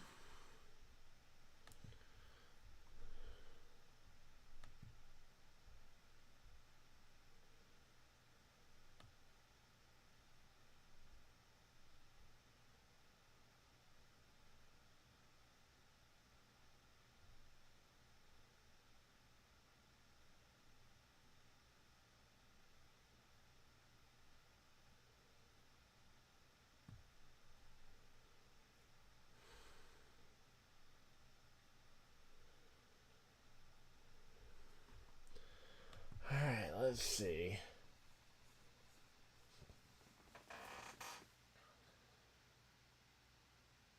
Oh, there's Tab Boyd at the American Ninja Warriors. There we go. That's pretty cool. Getting to see a little bit of a crossover there. I looked away from the screen for a second to try and see if I can fix the thing. And oh, we got a caution. Caution on the racetrack. What's the caution going to be for? Let's go ahead and see. Is it going to be... What's the caution going to be for here? Yellow flag is out. What's the caution going to be for? Please tell me it's not going to be for something major to... In particular, not anything major to the front row boys. Oh, yep, there's a big crash. Big one right behind the leaders. Kyle Larson involved. Ty Gibbs involved. 43. Looking for other car numbers. There are a lot of cars involved. Number 10 of Gregson. The 7 of LaJoy. The 19 of MTJ is involved. Yeah. Looks like maybe Alex Bowman got a piece of it as well. There was a lot of cars involved. Might be quicker to name the cars who didn't get involved. And yeah, that is going to be a massive crash there. Alright, there we go. Let's see. Denny Hamlin with significant damage after the penalty he received earlier in the weekend, which essentially eliminated him from regular season championship contention. And I don't even really... It's hard to say that was even anyone's fault, at least at first glance. I mean, just looked like, again, these cars have been twitchy all day. A push. Actually, I guess the push from the Celsius car, which I believe is either Hemrick. I believe that's Hemrick. It gave a push to Noah Gragson. Gragson got squirrely and it took out a bunch. But, yeah, that is a lot of cars torn up there. Oh, no, no, that was... Corey LaJoy was the Celsius car tonight.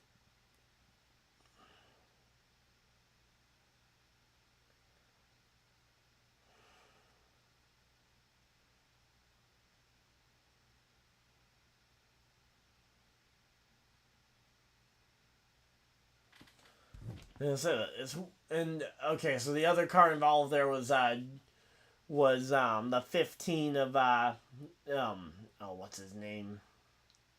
Or not the 15, the 51 of, or was that the 15 or the 51? It's hard to even tell sometimes when the teams run similar paint schemes, but yeah, one of the Rick Ware cars was the other car involved there. I believe it was the 15 of,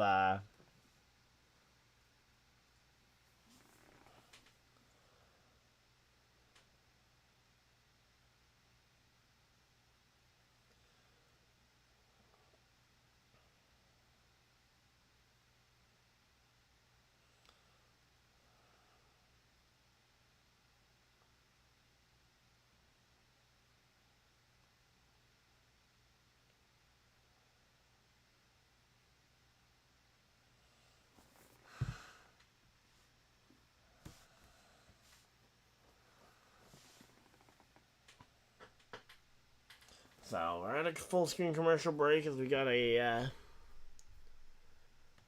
whatchamacallit,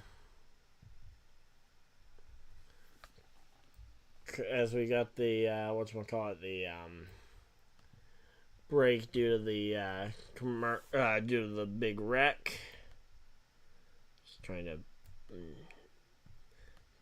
I will probably fiddle with this thing forever, trying to get this thing to where I consider it perfect, but...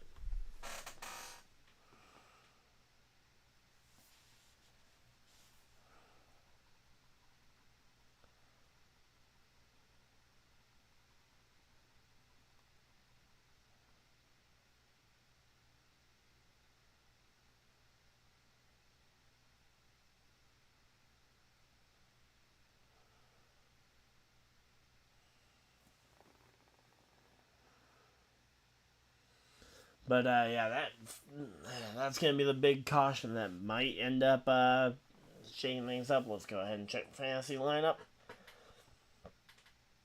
Alright, let's see. I'm down to third here.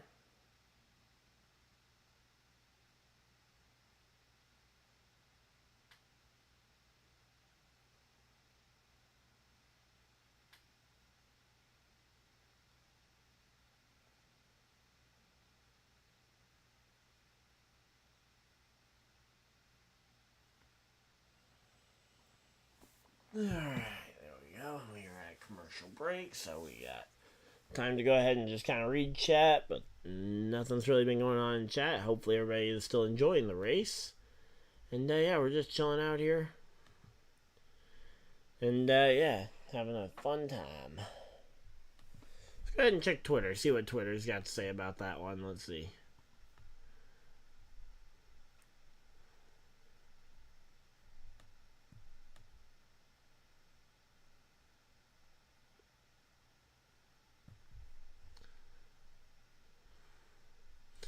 Alright, so Priest, Bowman, Hamlin, Chastain, Truex, Reddick, Elliott, Jones, Nemechek, Byron, and Larson.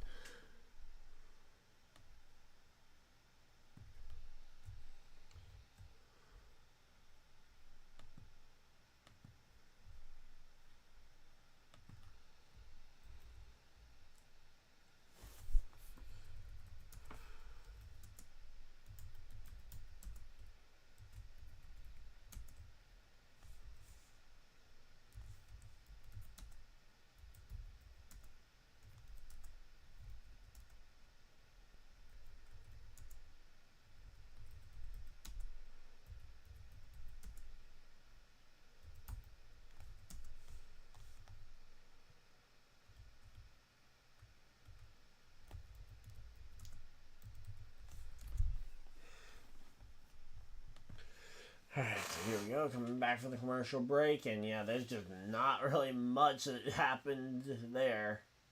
Not much that could have been done to prevent much of that either. Alright, let's see.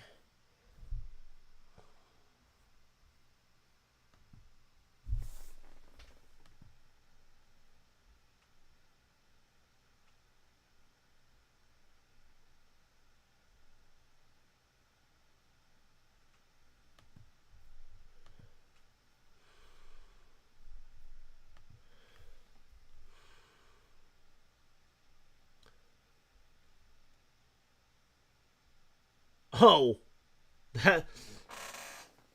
Alright, here we go. Everybody's coming down pit road. Supposedly the internet's out for the entire garage paddock, which means nobody has access to any of their data on the internet. So they are gonna try and fuel these cars up. 2.2 seconds for Logano, 3.5 seconds for Cindric, as he has to stutter in behind the 62 as the 62 was coming into his pit stall just ahead of Cindric.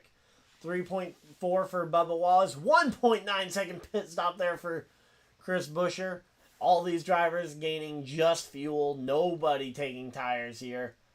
I don't know. Again, I'd be worried going absolutely no tires here. I would think you'd want at least some amount of tires here.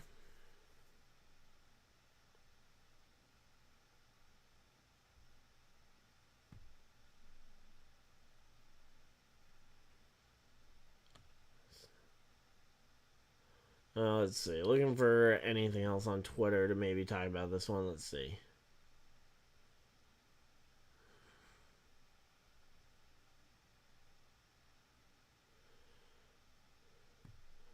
Alright, someone's talking about... Okay, let's see. Talking about Tyler Reddick dodging this one.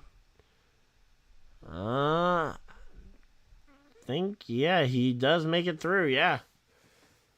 I don't know how he does it, but he emerges from the smoke and with what looks like very little damage.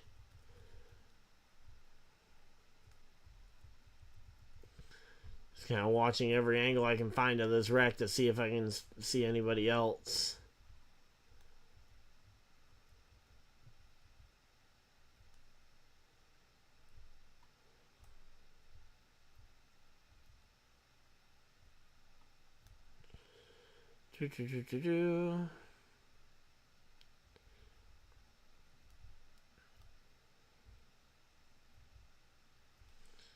Yeah, I'm not seeing a whole lot on Twitter for other names being mentioned.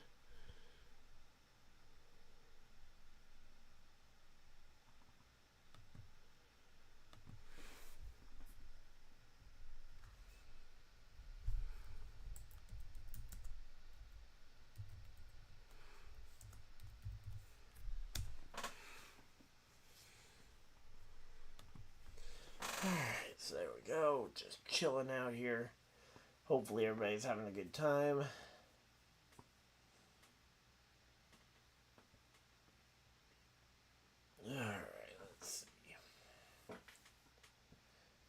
got a they got an ad for the Olympics, it looks like.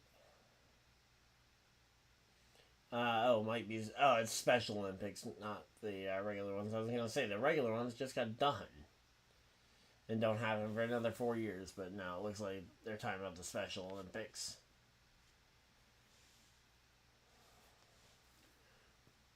So, yep, they're. No, Paralympics. Sorry, I guess that's the technical term. I don't know if it's the same thing as the Special Olympics or if it's two different things, but yeah, the Paralympics there.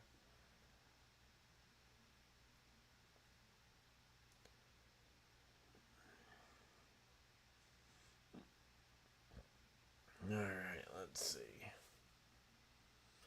So, yeah, Chastain with some big damage there. They're currently still working to fix that one. Bowman's car actually looks fairly undamaged compared to the rest of them on the pit road.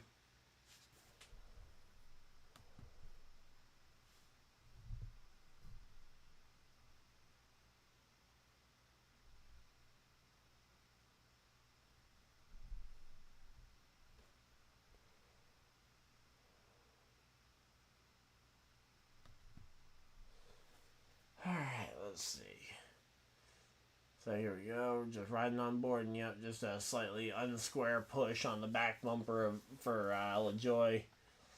I mean, it's something that we saw, what's his name, Ricky Stenhouse Jr. get in trouble a couple years ago. I say a couple years ago.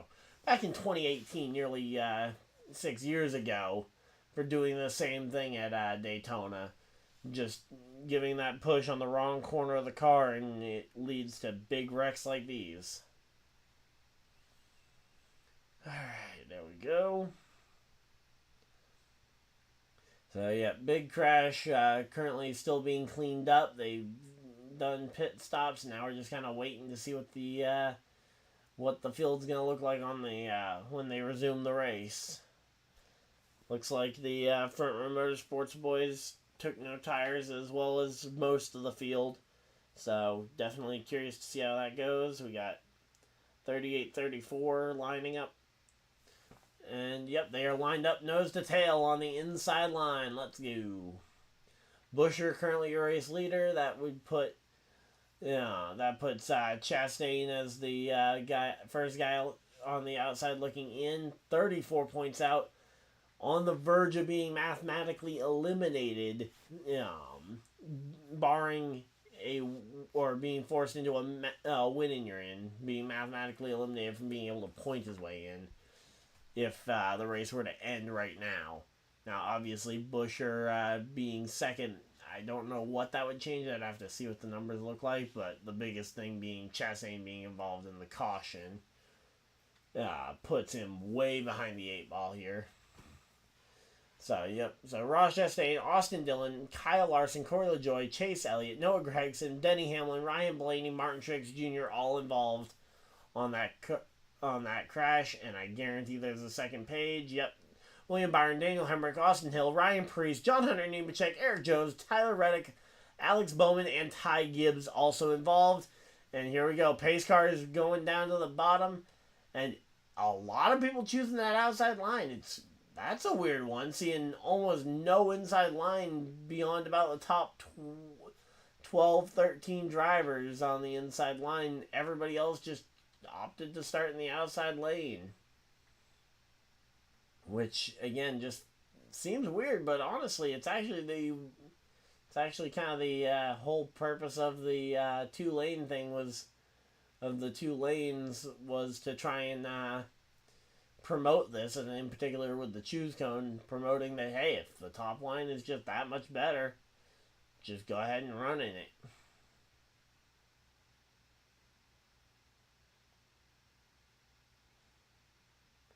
Alright, so yeah, again, right now we're just chilling out here.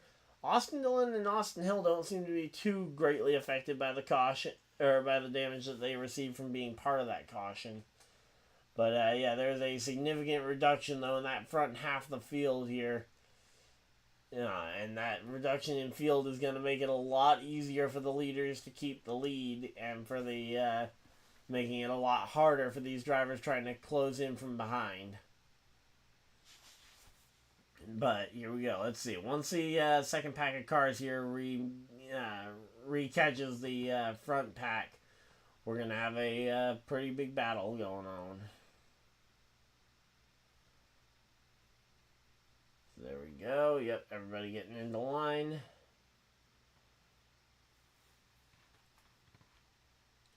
Let's see what's going to end up happening. Again, single file does not seem like the way things are going to stay for too long if we just let it be. Alright, let's see again right now.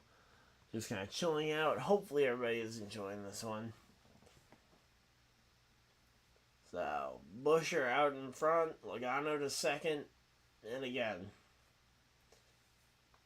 I think the first side-by-side for position is... what position? Let's see. No side-by-side there. Nope. First side-by-side battle for position is the... and now I can't even tell what car that is. But yeah, it looks like the top 15 or so are all single file, and now it's going to be a matter of, okay, how do you make a pass when the field is single filed out and against the fence here? Because that's kind of what I said that I wanted to see maybe the Front Row Motorsports guys try and do earlier, but then there just ended up being non-stop momentum from the bottom line. And now the bottom line is pretty well died out. Do we potentially see something happen here? Do we see a combination of maybe a driver coming to pit... yeah, or not coming to pit road, but coming down to the bottom to try and make use of some tires that they got?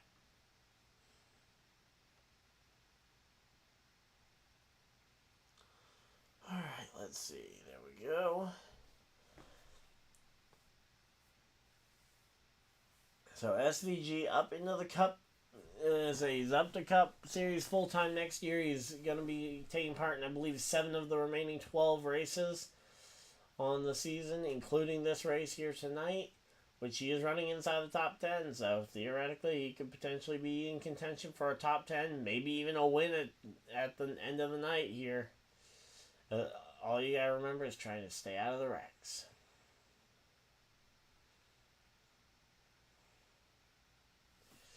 Alright, so here we go. Let's see.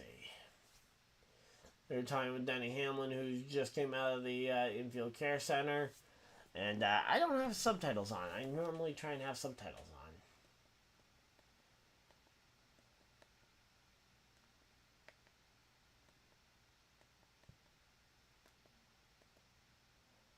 But, yeah.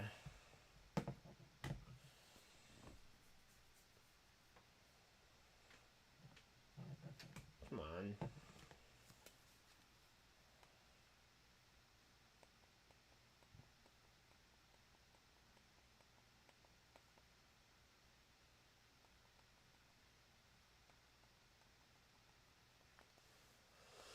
Alright, so you go to a side-by-side commercial break, and here we go. Eric Jones leading a charge on the bottom of the racetrack here, going to try and see what they can do.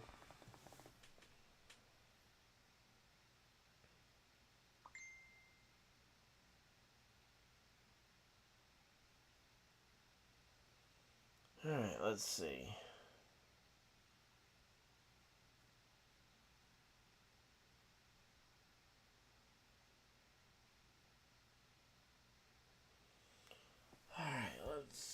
Here we go. Now we got side-by-side all the way to the front of the field, and we got a pass to the lead. Who was that? Who just took the lead? Was that Bubba? Yeah, Bubba Wallace taking the lead, but here comes the, here come the Front Row Motorsports boys. Let's go! 38 of Todd Gilliland, the 34 of Michael McDowell. These two have stuck pretty much right to each other's front and rear bumpers all evening long so far. And as of right now, the 34 and the 38 have managed to make it work. They are up inside the top 5, and they are going to be pressuring the back bumper of the 23 car to try and take that lead. Again, they don't really care about the stage finish too much comparatively.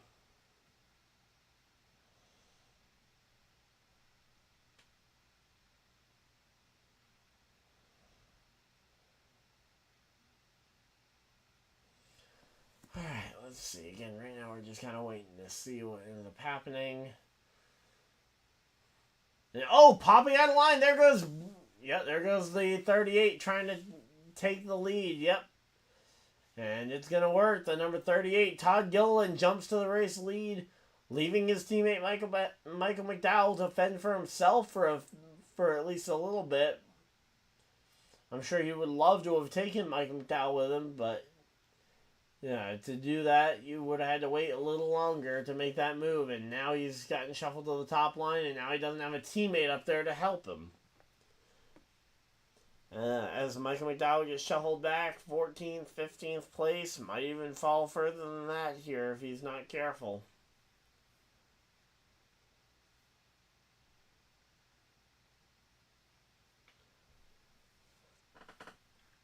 Alright, let's see. Again, right now we're just kind of waiting this one out. 20 laps to go here at Daytona International Speedway.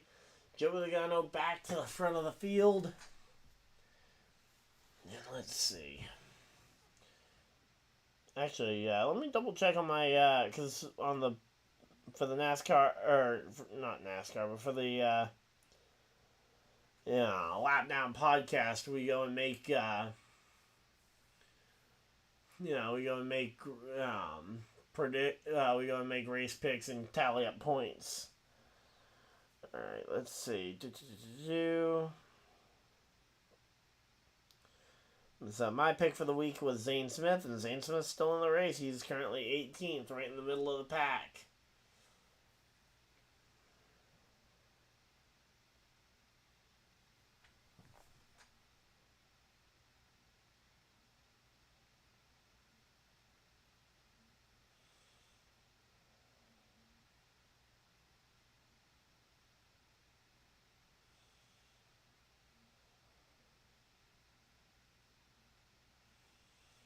Alright, so here we go. Let's see. 19 laps left in this stage. Let's see. Logano, you got Cindric and Larson fighting it out for second here.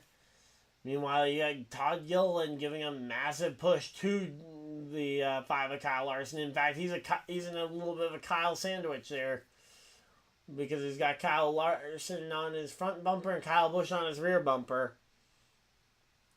But then Kyle Busch is kind of in the middle of a sandwich too, because he's got both front row cars on his front and rear bumpers. Oh, whoa, big slide! Oh, that was a big move. Cindric is lucky to still be safe there, gets slid out of line.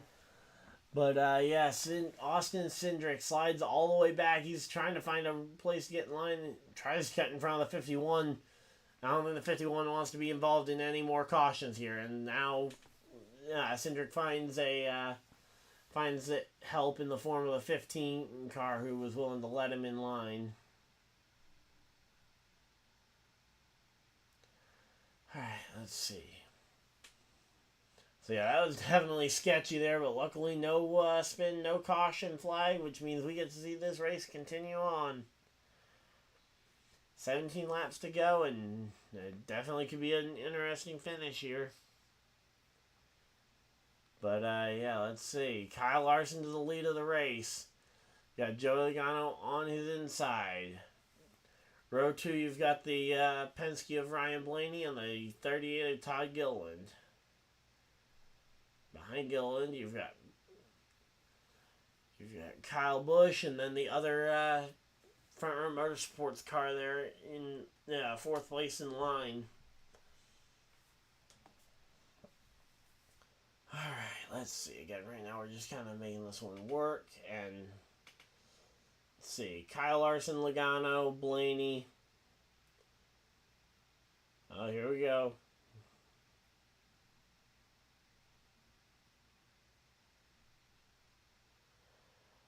So yeah, right now it's the Penske's on the bottom versus the ragtag team of split up teammates on the top line.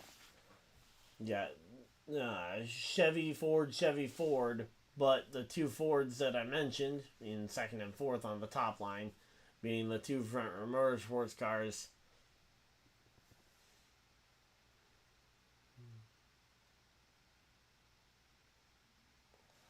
Alright, let's see. And there we go. They're going to another side-by-side commercial break as they are side-by-side for the race lead here. Again, Larson versus Logano for the lead is definitely an interesting combo here. Can't wait to see what ends up happening. And Eric Jones is slowing against the fence. He may have a tire down. And motor explosion in the back, it looks like. Somebody blew a motor in the back, and there's a ton, and we are under caution flag here. I gotta know what on earth happened. It's the 16 of Shane Van Gisbergen who's lost the motor. He's got a ton of fire underneath the car, almost looking like potentially it's backfiring or something, but we'll have to wait and see what ends up happening there. But man, that was chaotic. Alright, let's see. Gonna try toning down the mic because I'm definitely noticing I'm yelling a lot more tonight than I normally do. And there we go. That should be back to normal.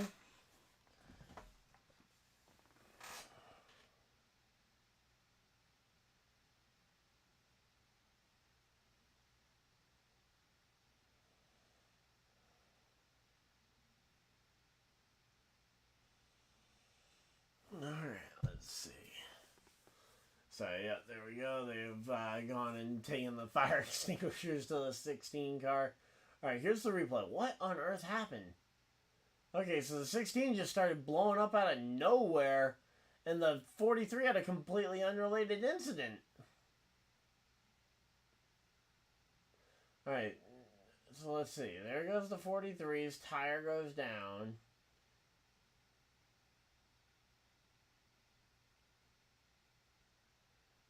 Yeah, no idea. Those were two separate incidents, but so strange how it worked because they both happened on the same straightaway and it almost seems like they should have been connected, but I can't for the life of me find any real way that one connects to the other. And SVG is out of his car, but yeah, outside of happening on the same straightaway at the same lap, can't for the life of me find anything that happened when you had Jones's tire go down that would cause the motor explosion of the 16. That is just a really weird combo there.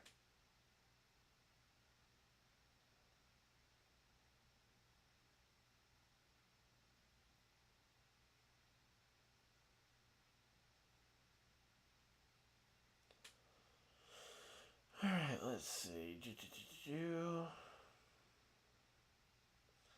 So, yeah, no Saturday night skirmish tournament, Pokemon tournament for me tonight. So, yeah, I'm gonna be coming up with something else to go on the gaming channel next week. Which, if you guys don't know, I started up a gaming channel where I've been uploading basically one video a week along with some shorts over there for about a month now, basically at the start of August. I started uploading over there, and yeah, link to that is in the description.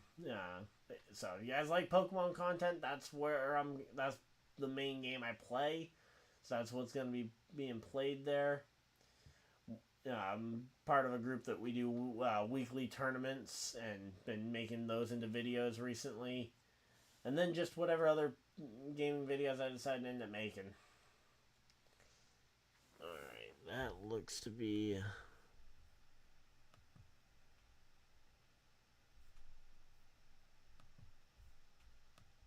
Let's try putting that one under there. There we go. I think that should balance that out a little bit.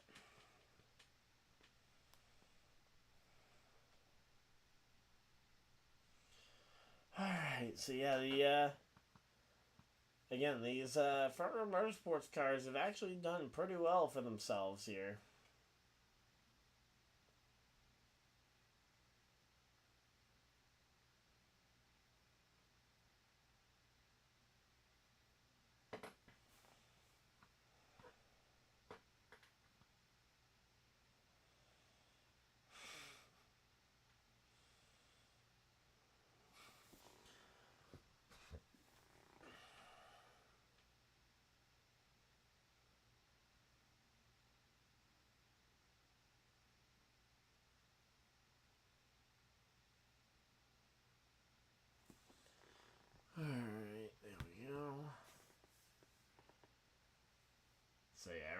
just kind of chilling out, watching this motor explosion again and again, but again, I can't.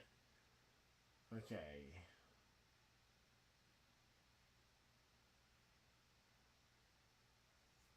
I mean, the only thing I can maybe make sense of is that when his tire went down, that started sending some kind of micro or very small debris that we just don't notice or can't see, that went in there and punctured something on the 16 car, leading to the explosion. I mean, because there has to be some kind of connection, right? They can't just possibly have had a random explosion same straightaway there.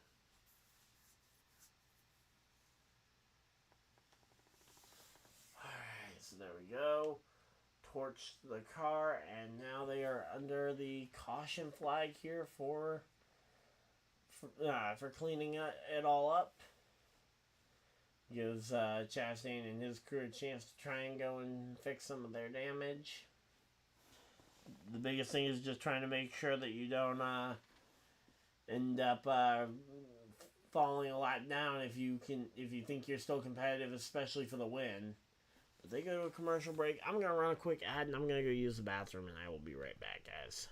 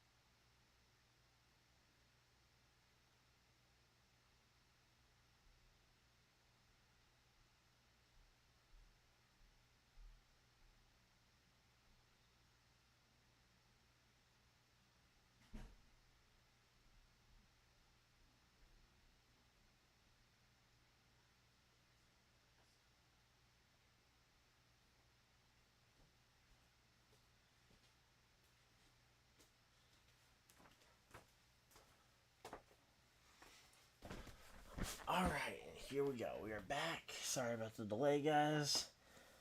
And looks like we are still under a commercial break, still cleaning up from this caution flag.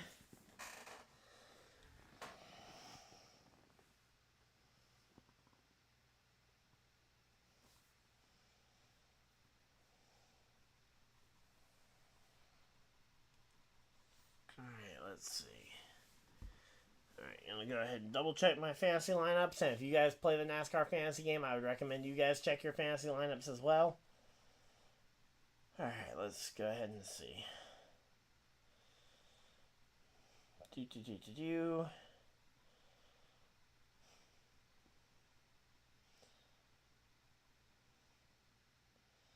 Yeah, I mean, I legitimately, I guess I can gain a couple of points there by putting in Kyle Busch over Bubba Wallace. Not to mention, I like Kyle, but yeah, this season has not given me much reason to be confident that Kyle is gonna stay good. I just gotta go ahead and change a couple other fantasy rosters. I'm in a couple different leagues, and I usually stagger my stuff so that maybe I can win at least one of the leagues each week. Yeah, so I gotta go through and check because there was that massive crash that almost certainly took out guys that I had.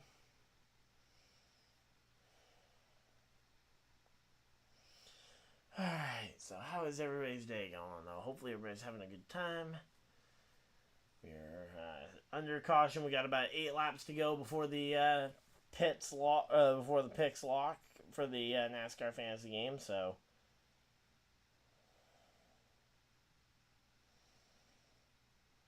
here we go.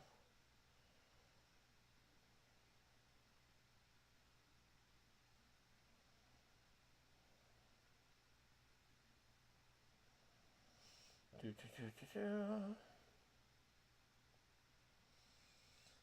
back from the commercial break, and again, they are going to be, it's going to be a short dash to the checkered flag here for stage 2.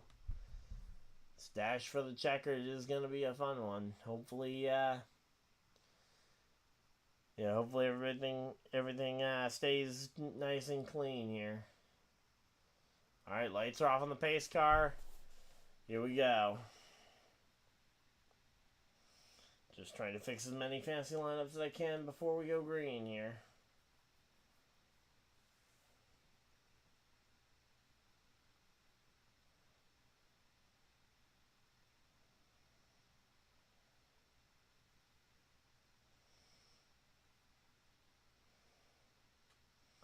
Alright, got 3 more rosters to go ahead and change. And let's see, they were just doing a piece on Austin Dillon's pit crew coach, who apparently was a baseball player back in what looked like college. Alright, let's see. Yeah, lights are off on the pace car. Kyle Larson and Joey Logano on the front row. Row 2, you got Ryan Blaney and Brad Keselowski lined up behind the 2 Penske cars lined up on the top line. Behind Brad Keselowski, though, you've got his teammate in the 17, so there definitely could be some teamwork going on here.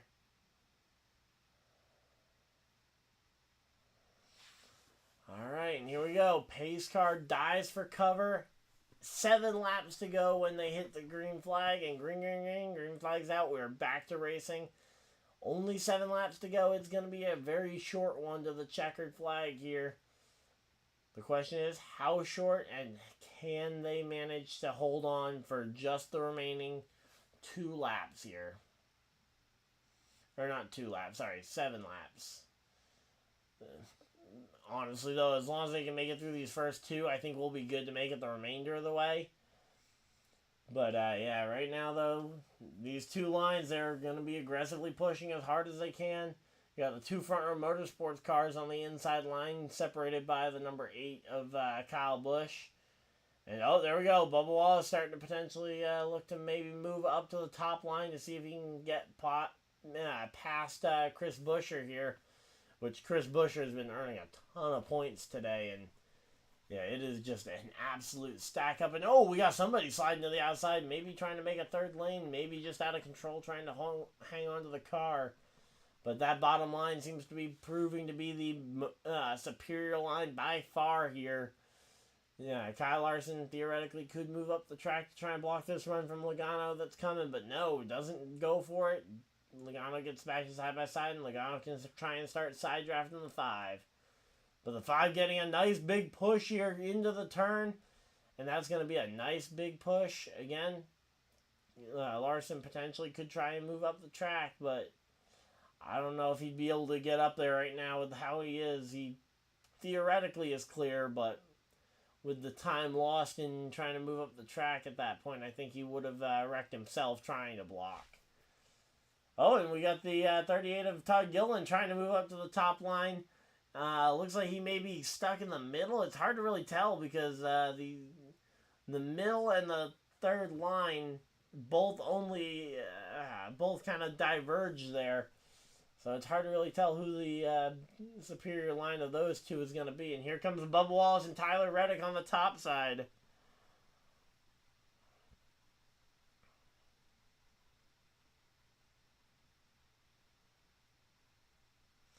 Alright, so here we go. Let's see. 5 laps to go in stage number 2. Larson trying to make something happen.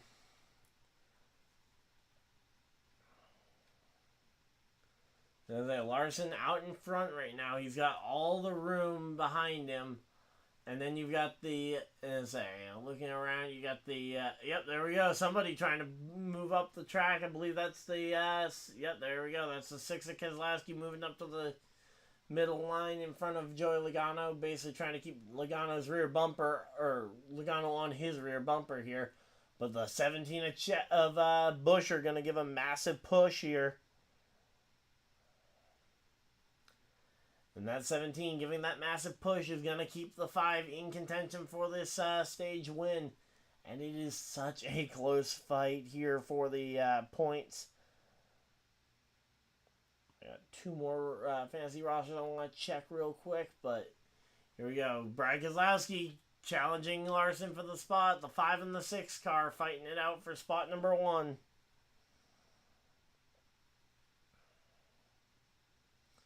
Here we go, down the back straightaway. 3 laps to go. 3 more. No! Oh, I thought it was somebody sliding, but no, that was just Cindric deciding that he needed to jump to the bottom line right away. Which is always sketchy there.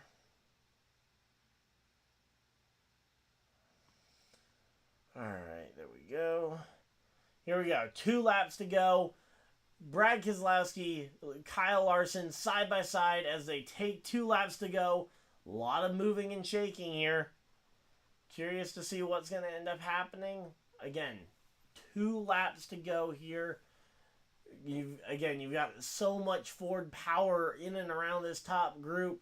I think Larson's going to potentially might end up being the odd one out just because he doesn't have a Chevy behind him to help push. And there we go. Yep, those 3 Fords on the top line. The 2 Penske's of Ryan Blaney and Joey Logano helping push the former Penske driver, their former teammate there, Brad Keselowski, out to the race lead. And now Keselowski goes down to the bottom to try and block the 5 of Larson and not able to get back up in front of Joey Logano. Logano taking the lead here as they take the white flag. That surge on the top line going to allow Todd Gilliland to earn some good stage points here. Unfortunately, Michael McDowell did not follow his teammate in this situation, or wasn't able to follow his teammate in this situation. And that top line starting to absolutely drive away with this one. Coming down the back straightaway for the final time in stage number 2. You've got the 2 Penske cars, and they are almost certainly going to just work together to have a nice, calm, quiet end of the stage. But Brad Keselowski to the outside. He does not want a nice, calm, quiet end of the stage. Up to the top goes Logano trying to block. To the bottom goes Blaney. It's going to be Logano with the stage win. Ryan Blaney 2nd. Brad Keselowski 3rd. Kyle Larson comes home 4th. 5th is Todd Gilliland. 6th, Justin Haley. 7th, Kyle Busch. 8th, Byron. And man, that was a chaotic end to that stage. And yeah, let's just say that yeah, the stage there was absolutely crazy there. But let's go ahead and see if I have any time left to change that last fantasy lineup.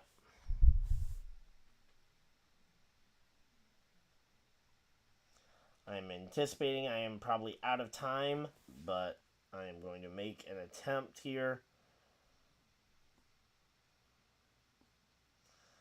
Nobody DNF'd out of it, so let's see. Nope, nope, was not able to get there, and Logano is in the garage on that one. Oh well. Logano, the way he's driving, he may end up wrecking himself anyway. Oh, we got a consumer cellular ad with the actual NASCAR driver in it, or at least featuring their race car. Like, that's nice. I like it when we actually see NASCAR partners utilizing their partnership to actually create good advertising. Alright, there we go.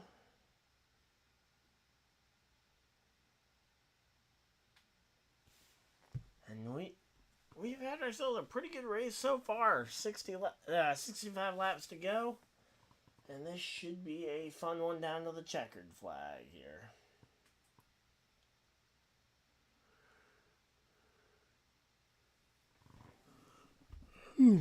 Alright, let's see. Did they ever get the lineup that I actually prefer to use working? Let's see. Oh, yep, they did get the... oh, wait, nope. That still has McDowell leading. I was just convinced that it might be working. Oh, no, it is working. Okay, all right. We are going to be pivoting here back over to the... oh, no, not that one. Okay. First off, if I control Z here, is this going to actually undo anything? Or is that only affecting the... oh, yep, no, that's only affecting this scene here. Alright, so I want to keep this because I actually quite like the way that this whole thing actually worked out for the most part. Alright, there we go. So, now that I know I have to do this all by hand, just give me a minute, guys. Alright. First off, we're going to just be spending a few minutes to go ahead and remove these things from this other thing that we didn't end up needing. And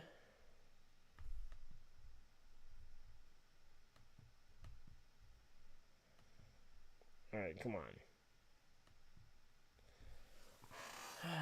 Gotta love when NASCAR's app, or not app, but web page struggles to work here.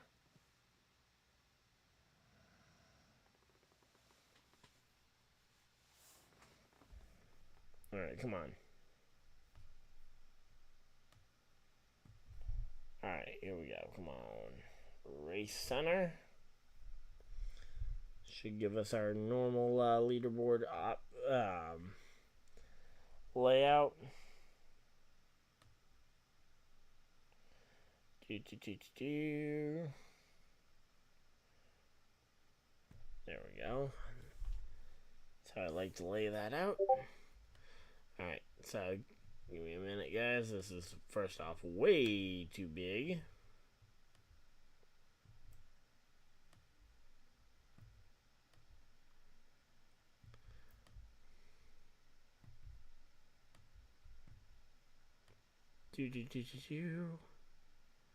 Alright, top 10.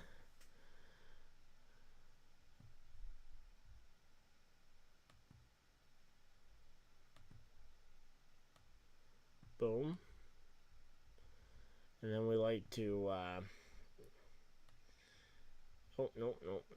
Alright.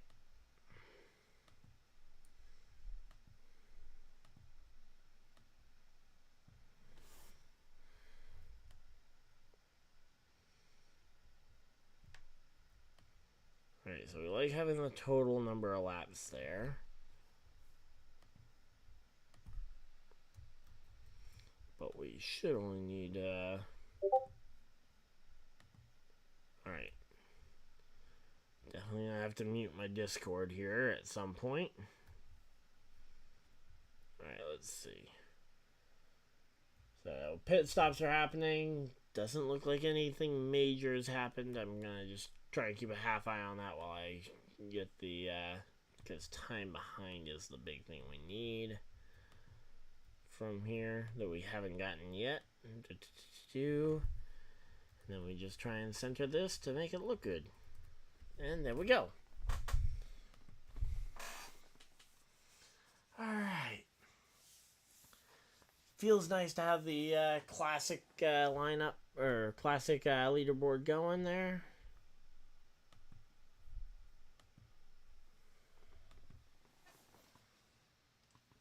Alright, let's see. So you went to commercial break as soon as pit road got done, so I didn't get a chance to see what ended up happening there.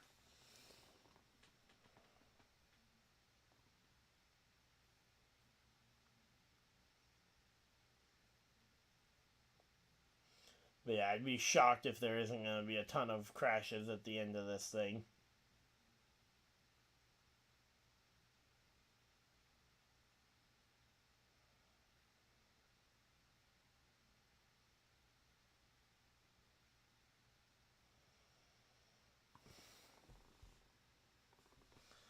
Alright, let's see. I think I'm going to be hoping for a good points day here for Michael McDowell, but nothing that, points don't really matter at this point for him because winning is the only cure for that one. Fuel only stop for the 31, and the 31 gets a penalty for on pit road, so he'll be starting tail end of the field. Keselowski coming down for a second pit stop. Being instructed to save as much fuel as humanly possible here.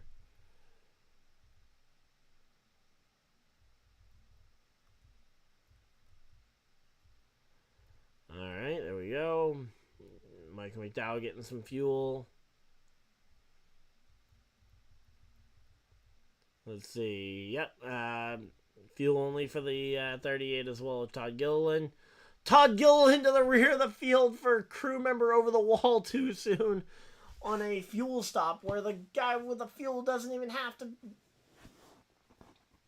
Okay. 1 second. So, you had a fuel-only stop, and your fueler can be over the pit wall before anybody else. Who was over the wall too soon? Like, what else were you doing on your fuel-only pit stop that you had the guy over the wall too early?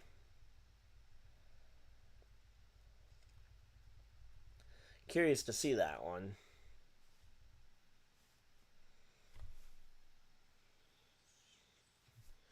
Alright, there's a Denny Hamlin thing I'll have to go ahead and look at later. But yeah, that penalty is going to be a nightmare for the 32, or for the 38, but hopefully he can get back up there. Let's see.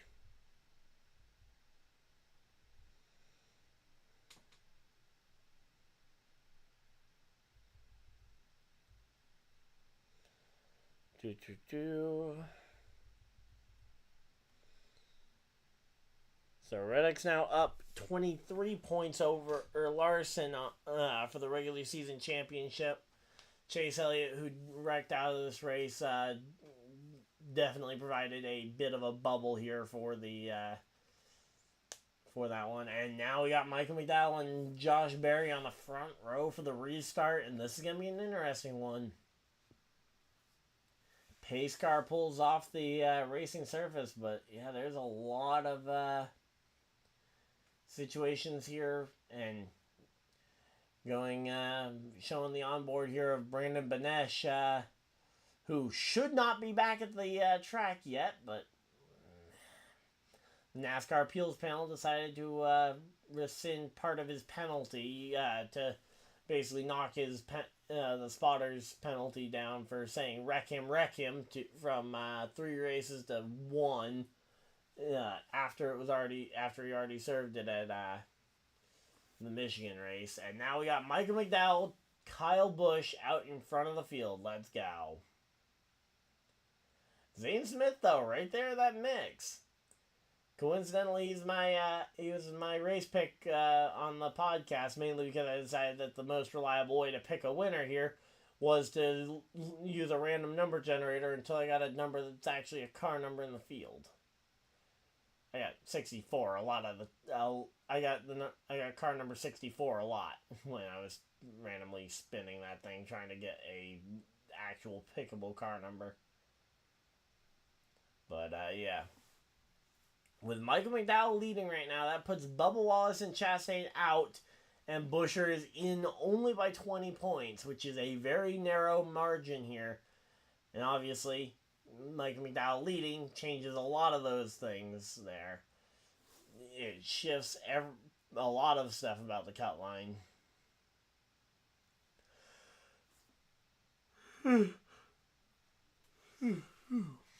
But yeah, Justin Haley, Josh Berry in second and third there. Honestly, aside from Cindric, everybody in the top 10 would be a new winner for the sake of the playoffs. Austin Dillon has his win, but that win was encumbered and will not count towards the playoffs. Yeah, so legitimately 9 out of the 10 drivers inside the top 10 right now all need to win to make the playoffs. And right now, though, Mike McDowell is leading that whole bunch. Let's see. So again, McDowell, Haley, Berry here. These 3 should be able to control the front of the field if they just don't fight and actually work together to basically try and, there we go, try and create the single file train. Especially if it's a fuel mileage thing, you kind of want to let McDowell lead so that he runs out of gas first. Especially if it's true that the Fords have a much harder time saving fuel than the Chevys and Toyotas.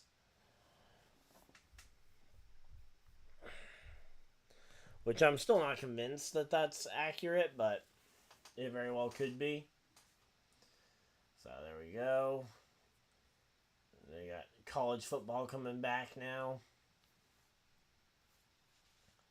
Which college football actually started off today with a game between Florida State and Georgia Tech, which Georgia Tech ended up winning, I believe, either in overtime or with a late game field goal.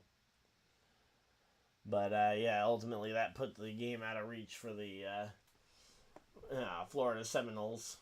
And the team that went undefeated last year yet missed the playoffs starts their season off with a loss here. Which isn't overly surprising. They lost their quarterback to the draft. But, so that's enough for college football, though. And, again, right now we've just got the front 4 or 5 cars basically just trying to run in this line, trying to avoid a wreck.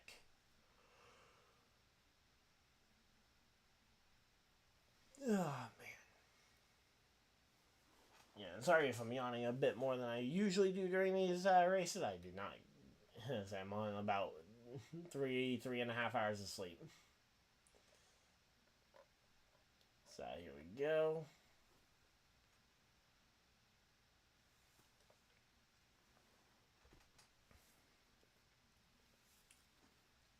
Alright, here we go. Bubba Wallace there's a group forming on the bottom line. Bubba Wallace, Kyle Larson.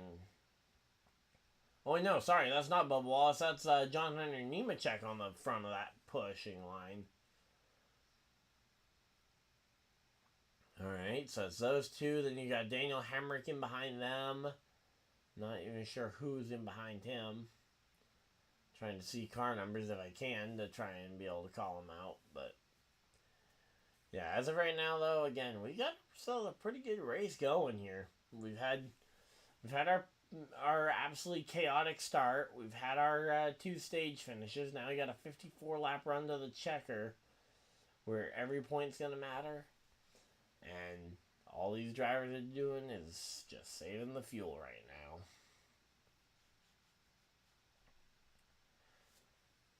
Alright, let's see.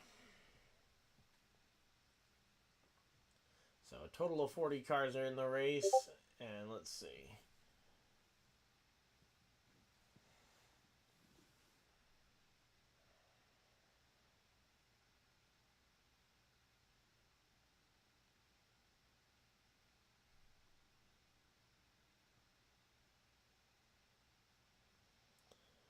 Alright, let's see.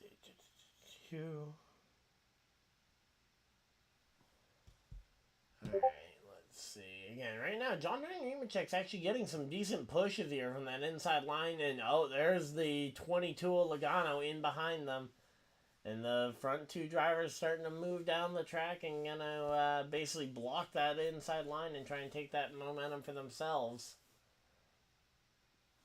Then they go up and take the top line away on the corner exit, trying to work both lanes as best they can, which, as of right now, I would say working both lanes is a major positive.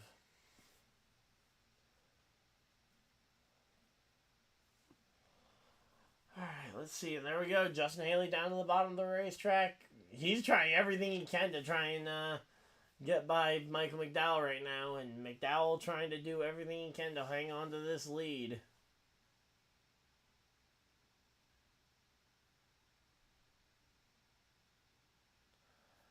Alright, let's see. Again, right now they're showing wins at Daytona for drivers that are not locked in. And the only two really on that list with more than one is Stenhouse with 2 after he won his Daytona 500 and that Daytona summer race 7-8 years ago now, back in 2017. Now we're going to another side-by-side commercial break. This time Michael McDowell over Justin Haley is the battle for the race lead. John Hunter Nemechek into the 3rd position as, again, they go to commercial break side-by-side. NASCAR nonstop, and we are chilling here. Hopefully you guys are enjoying it. If you guys are, again, hit the like button and subscribe if you guys are new. We've been doing these streams all season long and have no intention of stopping anytime soon.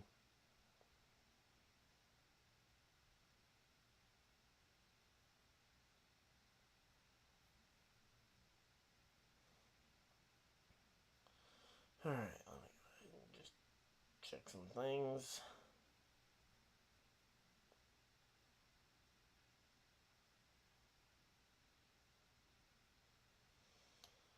So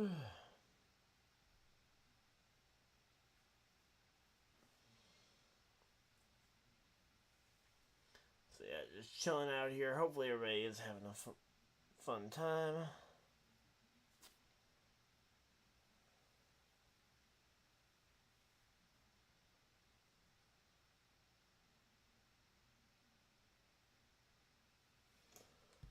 Alright, let's see. Again, right now they've basically just been trying to, again, hold everything at bay here. Just keep it the status quo right now. There's no real urgency for some of these guys because they know that it's a fuel mileage game right now. And if it does come down to fuel mileage, McDowell is in the worst spot because he is leading this race. And leading the race burns more gas than everybody else behind you.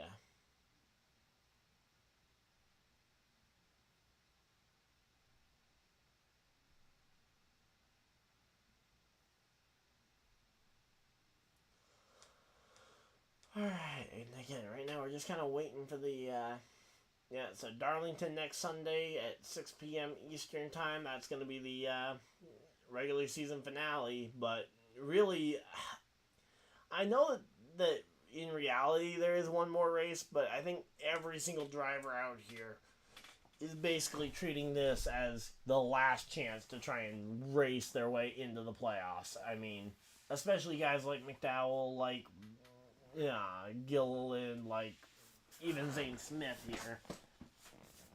Because realistically, these guys have not had the 1.5 mile speed traditionally to be able to win the Southern 500.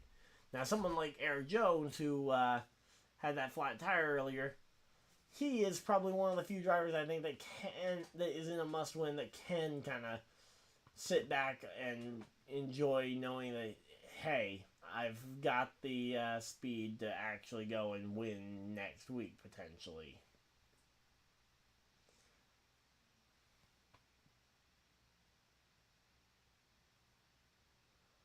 Alright, so yeah, right now, Stenhouse has the fastest lap of the race, all the way back on lap 28 of the race. But, yeah, Ricky Stenhouse Jr., though, running along pretty well here.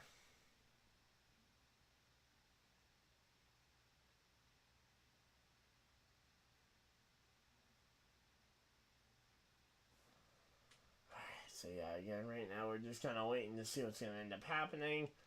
We have the 38 trying to maybe make a middle line work here as he takes the pickle car to the middle of the line. And let's see. Again, right now, McDowell, Haley, Nemechek, the top three. No real changes happening there. They're all just kind of hanging back, waiting to see what's going to happen sponsorship-wise. Or, not sponsorship-wise, but momentum-wise. I was looking at the 15 car and thinking, yep, that car needs some sponsorship. But, here we go. Let's see, the number 20 here in the Interstate Batteries colors, making his way through the field.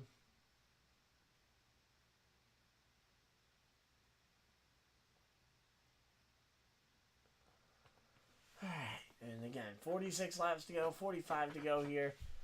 I think at some point, starting somewhere around 2-3 laps from now, I think that will open up the pit window to officially actually make it to the end of the race.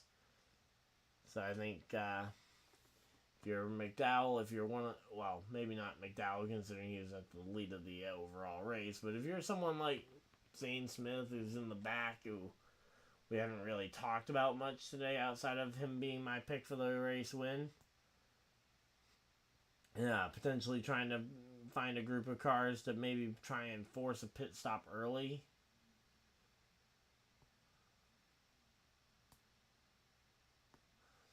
So there we go. We're just chilling here. Again, 44 laps to go, but still plenty of time to go here.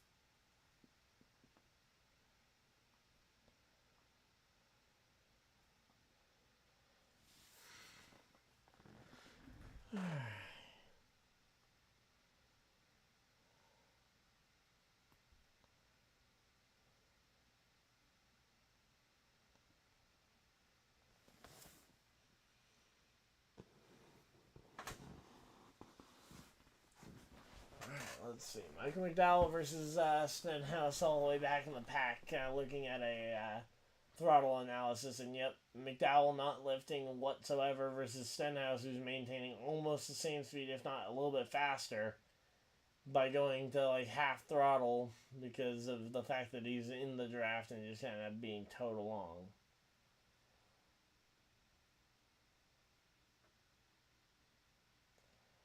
Alright, let's see. And right now, the 34 is doing a very good job of just maintaining a nice quiet lead. And oh, that was nearly a big mistake there from the 4. The 4 nearly just shoved the 42 up into the fence while trying to block for like second or third.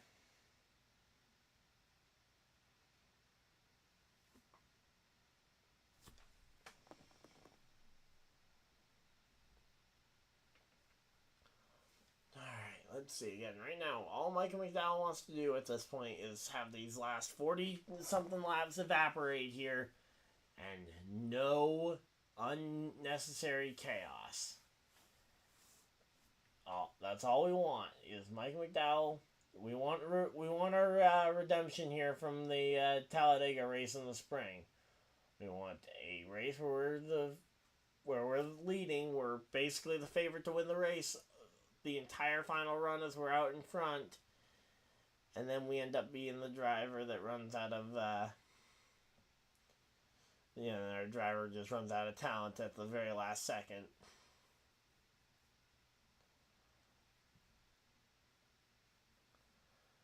But, yep. So, here we go.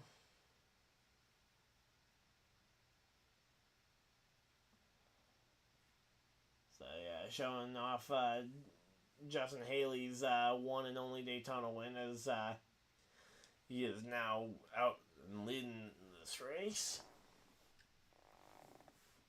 Justin Haley got that race win back in the day for the Spire Motorsports team. And, yeah, at this point, it's not that I don't think that win mattered. I actually think it matters a lot more now than I did at the time. But, yeah, that race win happened to be a one where not only did the yellow flag end up coming out for the rain, which later became the red flag for the race, but then they also opened pit road time. They were going back green with 1 lap to go.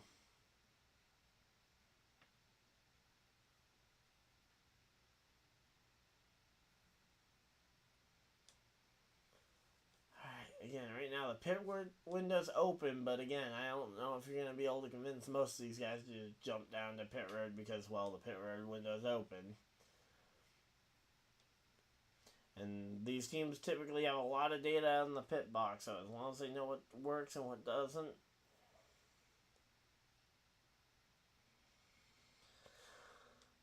Alright, and again, we're just kind of waiting this one out.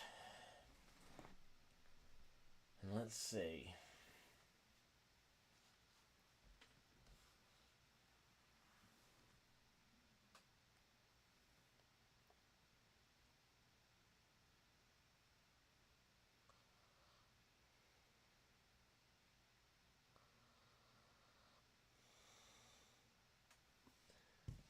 And there we go. Mike McDowell looking for the race lead.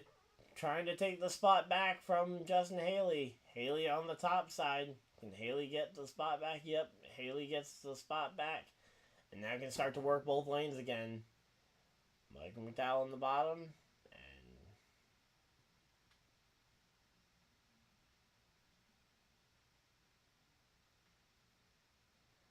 oh man, here we go. Let's see.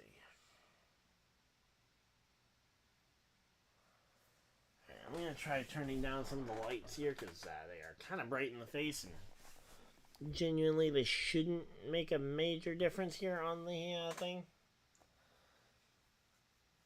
Basically just there for minor adjustments to the lighting. Alright, so here we go. 123 laps in, 160 laps is the final distance. And let's see.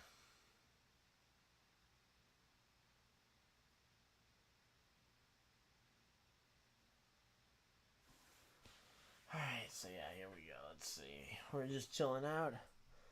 Again, let me know who you guys think's going to win this race, or who are you guys rooting for in the race. Would love to hear something from you guys. Be able to have a conversation going on here as we get ready for both college football and the NFL start up here soon.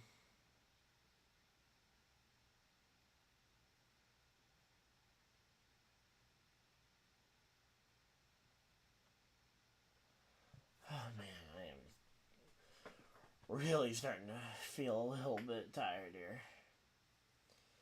But we've got ourselves, again, only a short window to the end of the race here.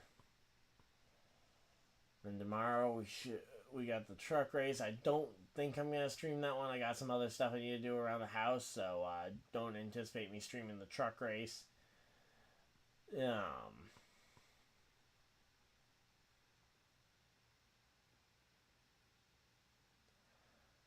let's see.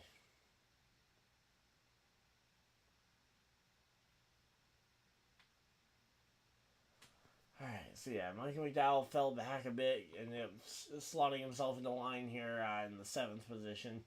Honestly, that might just be better, though, to save fuel here. And now the entire field basically single-filed out here, hanging out right around the outside line. And they're going to just wait to hopefully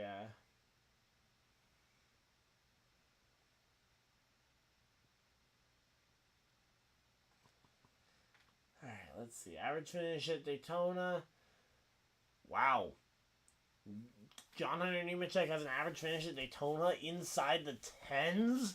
That is pretty impressive. Now, obviously, he doesn't have a ton of starts here, but he does have at least 30 starts at Daytona. Which usually, if you have 3 starts at Daytona, that's 1, maybe 2 crashes and a solid finish.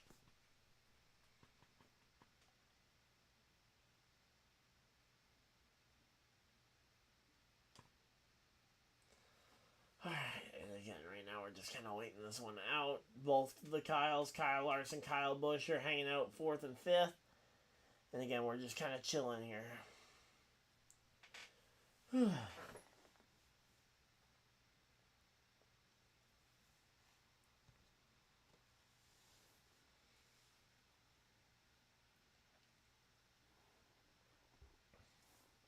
Alright, here we go.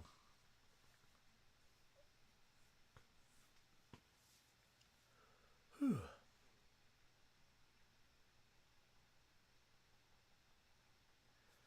yeah, right now we're just kind of waiting in line here. There is a second line forming.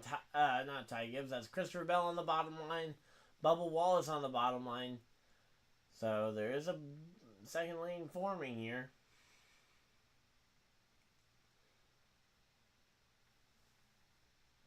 When it comes to second lanes actually working, though,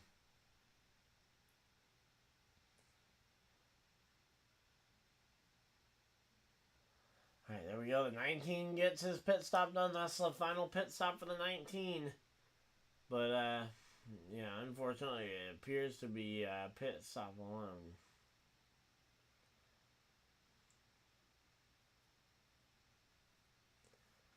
Alright, so yeah, right now we're just kind of working our way through this one. The lap car on the inside line definitely hurting the potential of a third group. There we go. Yep, MTG loses a lap.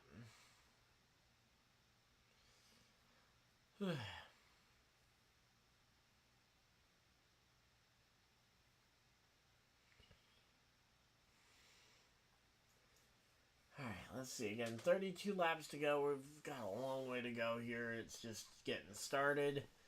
And, yeah, right now the 34 McDowell is just hanging in here. Let's go ahead and skip some ads. Don't need to keep serving ads to you guys, especially where I don't feel like my content's really been worth it tonight.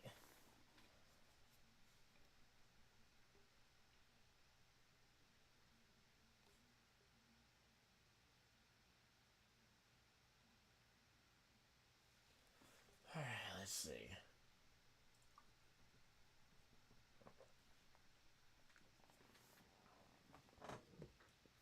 Ooh, man. There we go.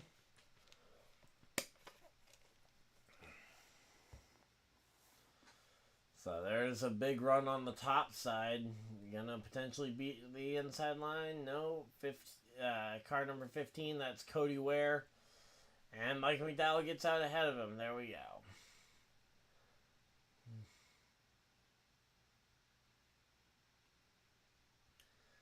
Alright, let's see. So a lot of shuffling going on for positions when it comes to like Bell and Logano and all that, but that's just because they're on the outside and inside lanes respectively.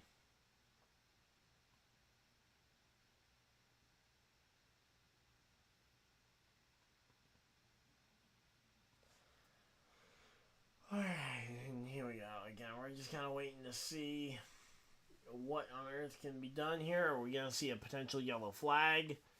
I say, crashes are always possible, especially sometimes with the way these guys drive.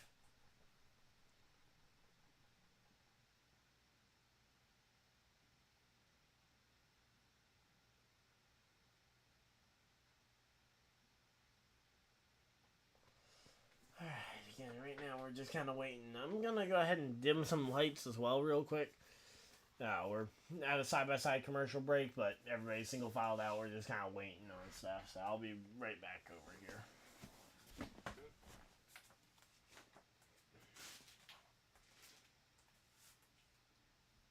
we go.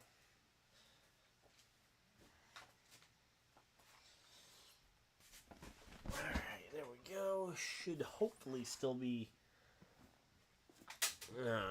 good on the lighting. Just dimming the light so it's not quite as harsh when I'm staring up into a light. Alright, there we go.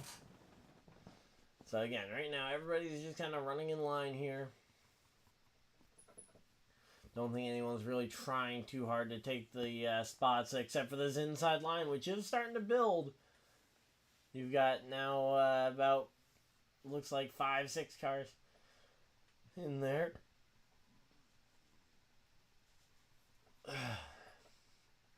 So yeah, they're starting to build up some speed. They're up to 4th. They're side by side for 4th now. Another question is, how much further can Christopher Bell and his inside line go? Can they go all the way to the race lead? That's the big question. These big runs are usually pretty tough to beat.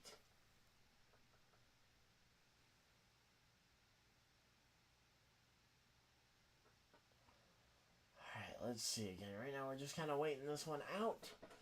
And here we go. The 51 of Haley the 4 of Josh Berry both came down to block the inside line and stop that momentum from taking the lead. But now we got a full-on battle for position as we now have the outside line trying to establish itself and potentially a third line going to end up forming at some point.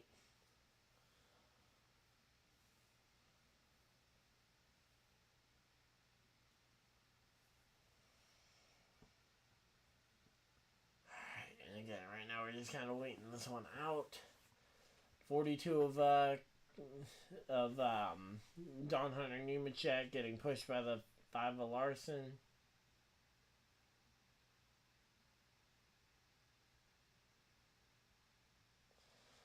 Alright, so yeah, right now they're just working their way through this one.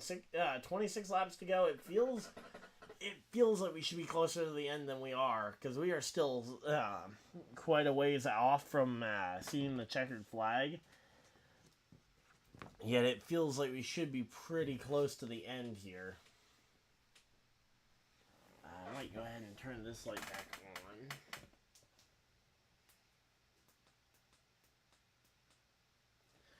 on. Alright, there we go.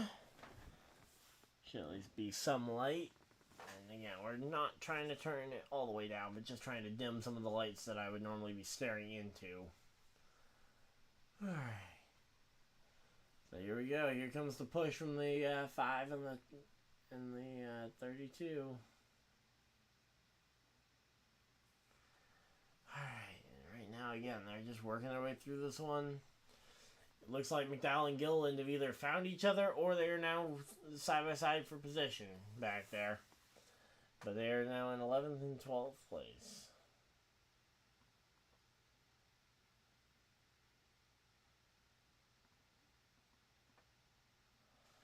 Alright, there we go.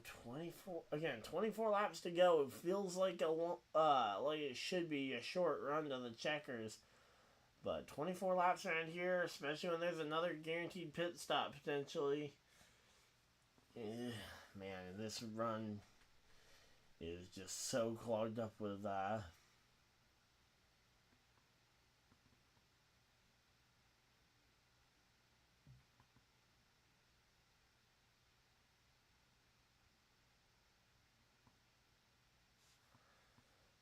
so yeah, right now they're just working their way through this one.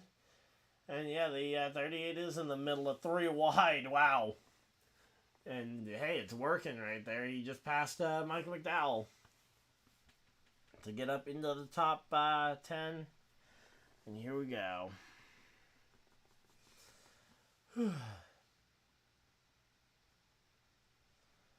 Yeah. Definitely wish that this race was any other weekend other than this weekend.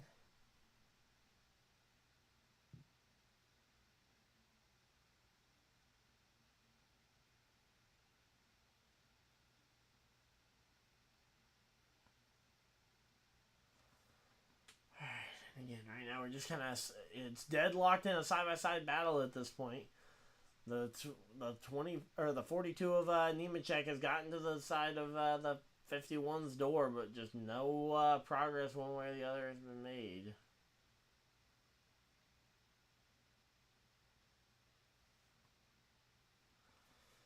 Alright, again, right now we're just kind of waiting this one out. And yeah, there just is not much going on. Again, they're just kind of, a lot of this run is just kind of waiting this one out. Nemechek inching ahead for a moment. Then the,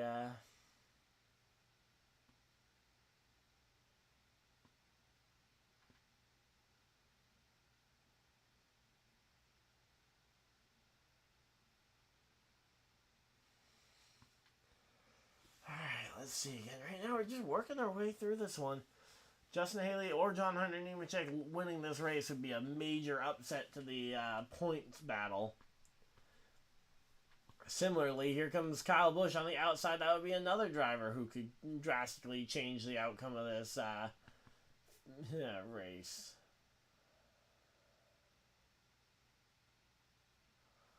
Oh, no, there it is. Yep, there's the caution we were waiting on. Yep, there it goes.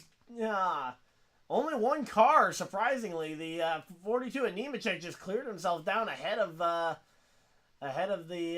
51 of Haley. Hopefully Haley's car is okay, but I got to see that one again. I don't know why he did that.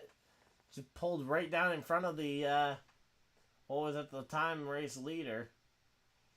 Alright, here we go. Okay, just trying to block or something and just was not clear. Again, we'll have to wait until we hear from the spotter as to what exactly happened there, but, yeah, this is going to provide an opportunity for these drivers. They're going to pit, they're going to be full on fuel, and now they'll be able to run it hard to the checkers the final 20 laps. Let's go. We just got set up with an amazing opportunity here for a race to the checkered. Hopefully you guys are as excited as I am, and in fact, you know what? Let's go ahead and put up a poll. Give me a second. I'm going to go ahead and put up a poll in the chat.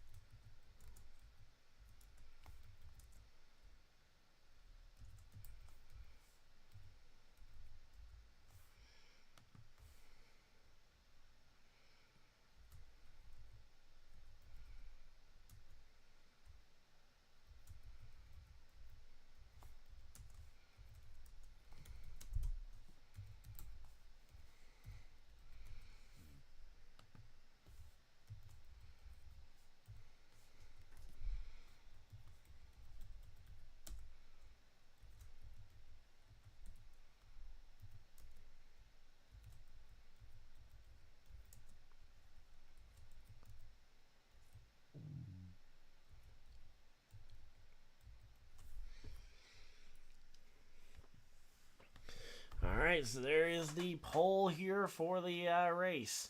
Which one do you guys think? Do we think we're going to see a driver who's not in the playoffs win? Do we think we're going to see a driver already in the playoffs win? Or do we think one of the part-timers in the field? Maybe someone like a Cody Ware. Maybe someone like, I'm trying to think of, looks like most of the other part-timers might already be out the race. So I might not have needed to add them to the poll. Okay, let me go ahead and take a look at the, first off, yep, I am absolutely crushing it on the fantasy points. But in terms of part-time drivers, who else is still in the race? Cody Ware, Austin Hill, BJ McLeod, Parker Retzloff, Joey Gase, and those are all the ones on the lead lap. So, I mean, there's a decent chunk of drivers that could be, but yeah, ultimately, I think we're going to end up seeing I think it's either going to be a driver that's either in the playoffs or currently not in the playoffs that would win an in. And honestly, the 51 car, despite being the kind of the one that got turned across the nose of, he actually looks like he's in a decent spot outside of the fact that he lost a half dozen spots.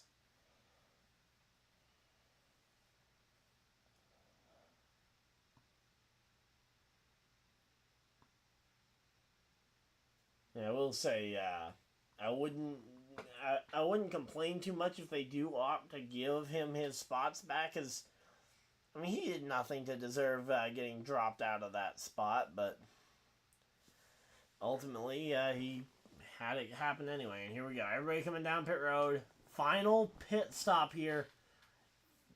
I think we're gonna see a lot of 4-tire stops here, especially considering how many people took two tires or just fuel last time. So here we go, everybody coming down. And again, 4-tire stops. No, we're going to see gas only. Never mind, gas only for some of these guys. So they're going to stick with the, gas only for most of them. 2.8 for Larson, 2.2 Cindric, 4.2 for Kyle Busch. And here we go, they come off the pit road. Cindric to the top of the board. Keselowski, Larson, McDowell, the top 4. Kyle Busch losing 4 spots on pit road with a 4-second pit stop.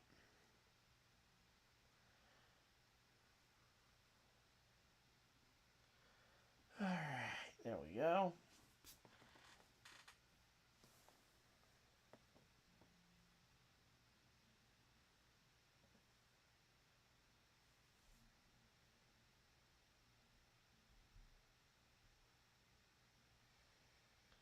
Alright.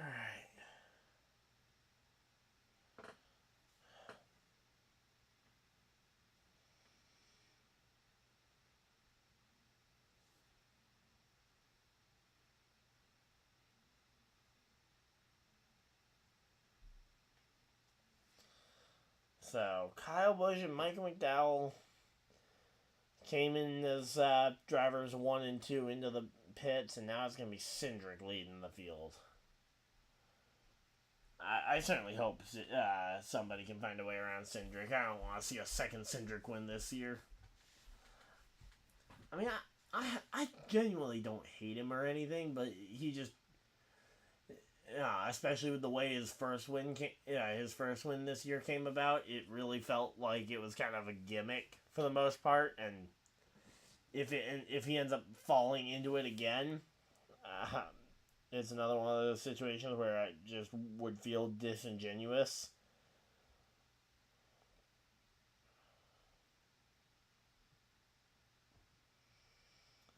Alright, there we go.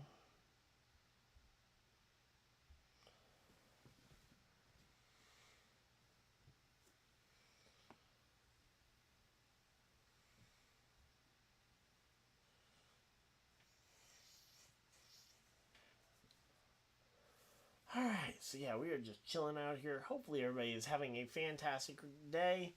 Again, we've got ourselves a pretty good race going. It's just going to be a matter of what ends up happening here.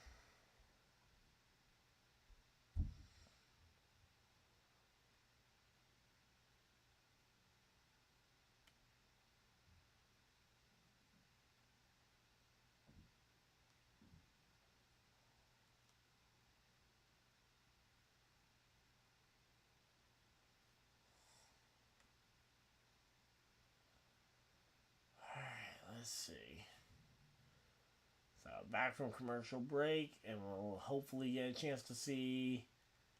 Oh, close call there on the 78. 78 may have did the 78 tag the 20 as he was coming into the pits here? Hard to tell. I don't know.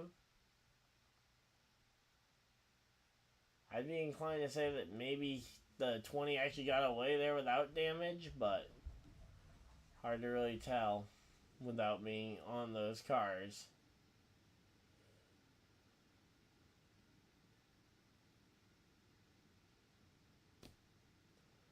Alright, let's see. Again, right now we're just working our way through this one. 17 laps to go. We're waiting for the restart here. Once we get the restart, it'll be right back to it. Alright, here we go. Let's see. So, Michael Jordan in the pits, looking to see if his guy, Bubba Wallace, can find either victory lane or even just a good points position going into Darlington next week. Obviously, ideally, you'd want to have the playoff spot locked up either with a win being obviously significantly better, or just through points. And if you can have it solidified going into next week that you are in the playoffs, I think that's really great. And here we go. Green flag's out. We are back to racing, and 16 laps to go here at Daytona. The 4 and the 2 on the, not the 4 and the 2, sorry, the 6 and the 2 on the front row here. The 34 on the inside, gonna try and give a nice good push here to Keselowski, see if those guys, and oh, Logano on the inside as well, gonna try and give a good push here. And I say, this inside line, I think, is your absolute freight train here, just waiting to go. Looking at all the cars there, I mean, you've got Keselowski, you've got McDowell, you've got Logano, you've got, oh, the restart's under review. Uh-oh, I'm not sure what is being reviewed on the restart, but the restart is under review. Which means we may be lining it back up and doing it again.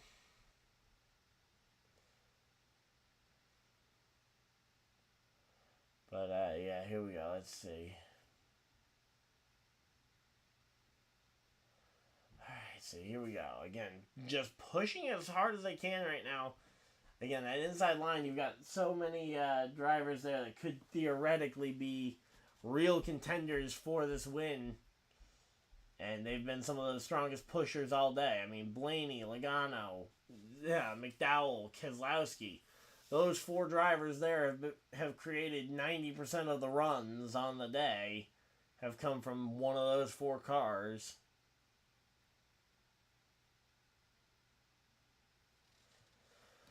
Alright, so yeah, trying to see what the, I guess they're trying to figure out, did the 6 accelerate before the 2, and I think it's possible that they may be sending the 6 down pit road. Yeah, for a pass-through penalty. Yep, restart violation, the 6. The 6 of Brad Keselowski is getting flagged for a restart violation here. Of jumping the restart, and that is going to force the 6 for a pass-through penalty, which that is going to now potentially put Michael McDowell in the catbird seat here. Everybody's kind of trying to figure out how they're going to do this in terms of letting Brad Keselowski get down to pit road. I think, Brad Keselowski's going to stay out on the racetrack while the team argues the case to NASCAR before they just willingly go and give up the spots, and then a couple minutes later, if NASCAR were to revert or try and reverse their decision, they wouldn't be able to tell you exactly where he goes, as long as he's still there. Alright, but here we go. Again, right now, down the back straightaway, 13 laps to go. Right now, Cindric's biggest edge right now is the fact that the guy on the lead at the bottom, he is pretty much he's a non-existent car right now. So, battle for the lead, side by side. You got Cindric, you got McDowell battling it out for the lead. Yep, there goes Keselowski down to pit road. So now it's not the metaphorical lead, it is the race lead here. McDowell, Cindric. Cindric led the line that last time by .003. And we are going to continue to have some close fights all the way down to the checkered flag here. And, yeah, it definitely is looking like it could be a playoff driver. More and more of these guys that I see popping up.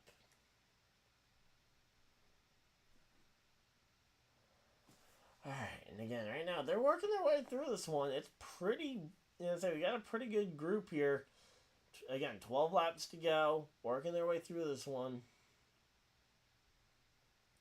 Now, the question is, how much are the 2 Penske guys behind McDowell going to be willing to help McDowell?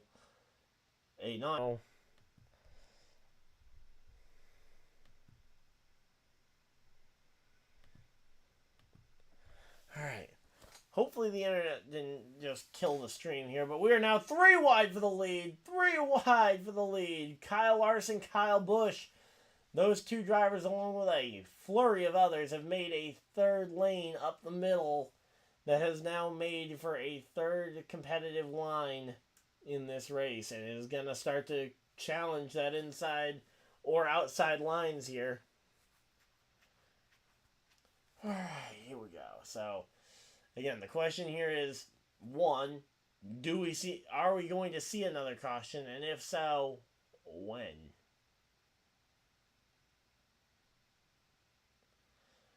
All right, let's see. And again, right now, you got Cindric, you got McDowell.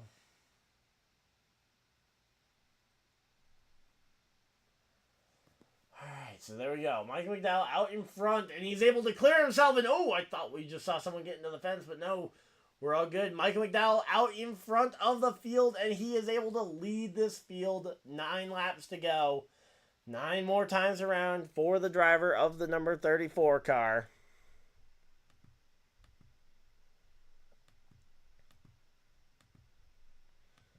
Okay, there we go.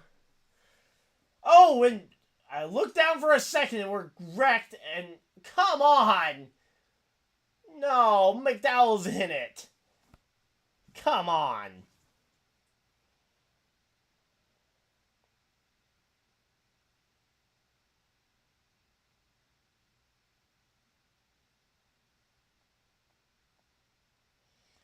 Alright, what happened here? Because, again, I looked down for a second and we end up wrecked.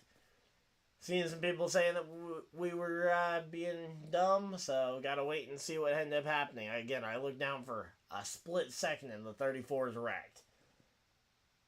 So, and again, for whatever reason, the subtitles are not coming on.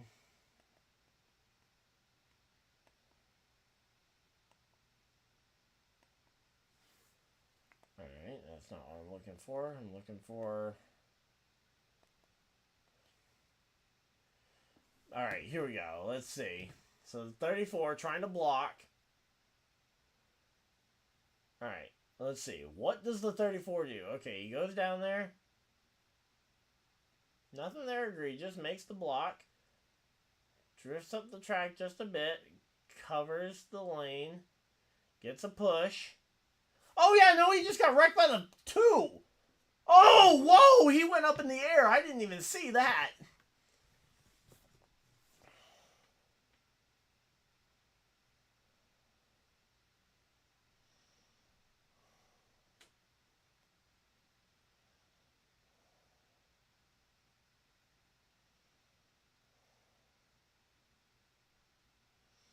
So yeah, Cindric just ended McDowell's playoffs there.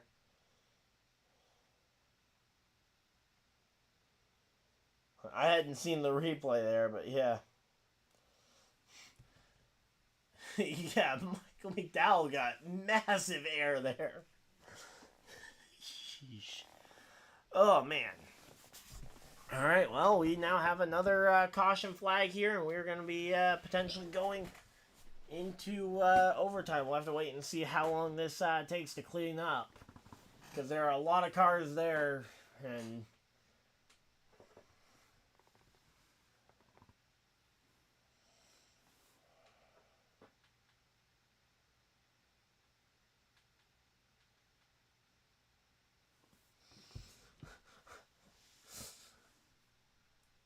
but yeah, that has got to be one of the biggest flips that wasn't a flip that I've seen. Alright, well, there we go. Now we're lined up and ready for a, we're going to be getting set for another overtime attempt. Kyle Busch made it through.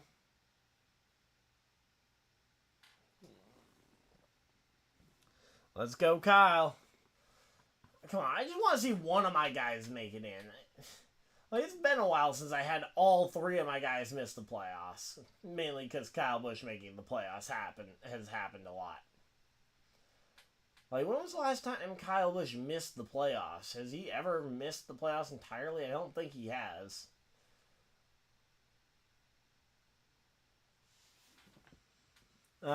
Oh wait, no, did he miss it? No, he made it in 2020 despite not winning prior to it. He just made it on points. Alright, so yeah, here we go. Watching the Cheddar's car sneaking through. That is a massive crash. I still can't believe McDowell got stuck, got wrecked there.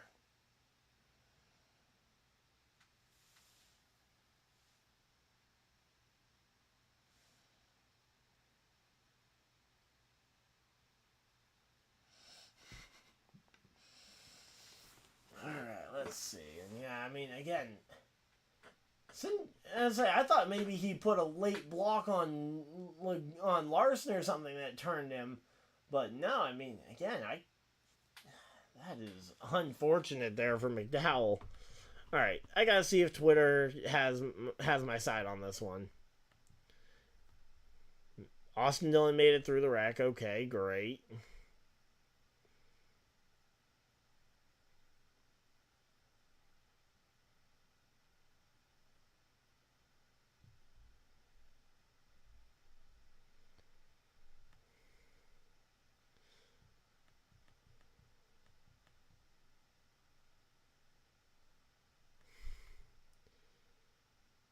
Craziest crash I've ever seen. Yep.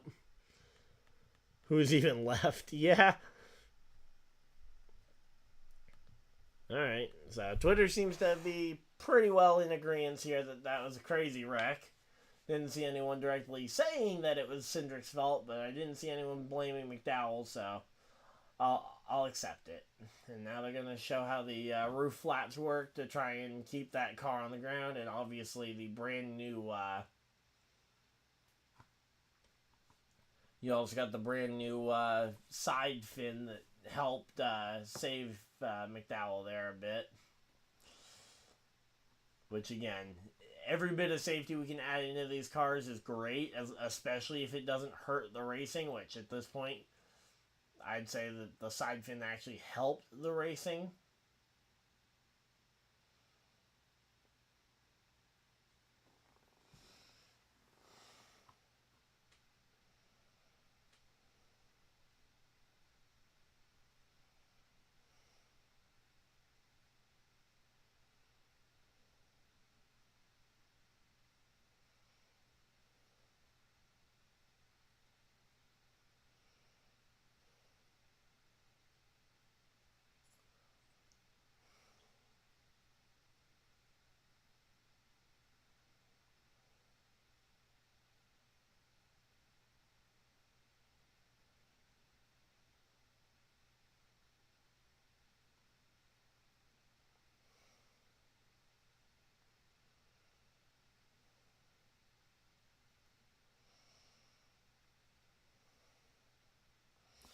Alright, so there we go.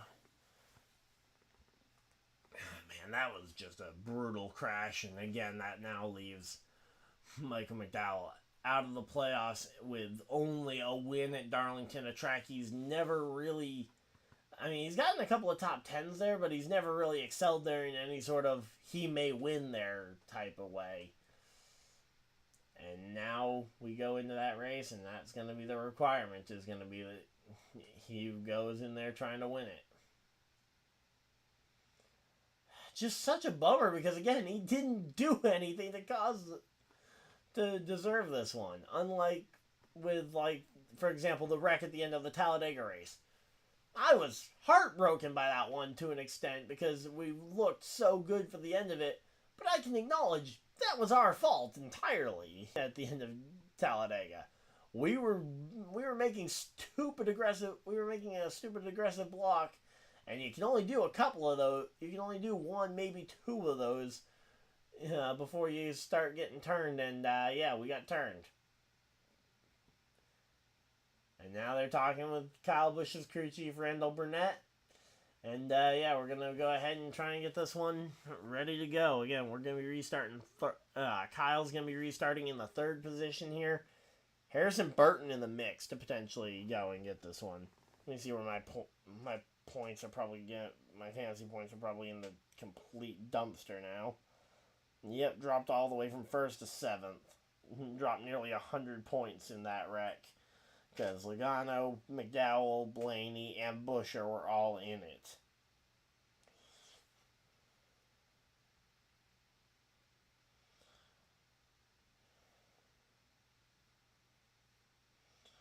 So, there we go. Alright, well, 5 laps to go. Are we gonna get this thing going before overtime, or are we gonna end up going into overtime here almost? I mean, there was a lot of cars to clean up, so it makes sense, but we were also a decent chunk away from overtime at the time. I kind of said that we were going into overtime as where I misspoke, but maybe I wasn't misspeaking. Maybe we will just get it. So, 23rd race at Daytona for Austin Dillon. 2 wins, the 2018 Daytona 500 and the 2022 race that had the crazy rain caution. I don't know. This is such a weird racetrack. Like, Austin Dillon very easily could end up getting this win, and he isn't. We have 3 RCR cars in the top 10, which could bode very well here, but it's just one of those situations we just don't know what to expect here. Now let's see. They got Jimmy Johnson down on the NBC's pit box here. What do you do at this point? If you're Cindric, what do you? I mean, I guess you just take the bottom and you hope for the best. If you're Cindric, if I'm Barry, do you go and line up behind your Ford factory teammate? No, he does not. He goes top. Kyle Busch second on the bottom. Byron and Burton to the top. Bell to the bottom. Todd Gilliland's still in there too. So I do still have a way for a Front Row Motorsports guy to get the win. Just not the FRM guy I really wanted to get the win. Alright, well, setting aside the personal disappointment of that one, we'll have a 3-lap restart when we go green, and it will be 3 laps to go. Alright, here we go. That is just crazy, the wreck that we had there.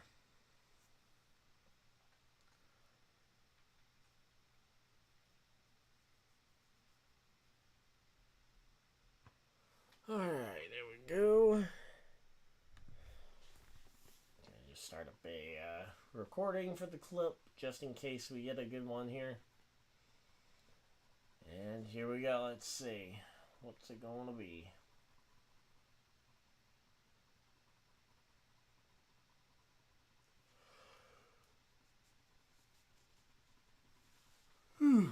Alright, Chastain currently showing as in the playoffs. One, because there's not a new winner leading the race. You've got Austin Cindric leading, but you've got 3 non-winners inside the top 5, so 3 out of the top 5 could be a spot for it.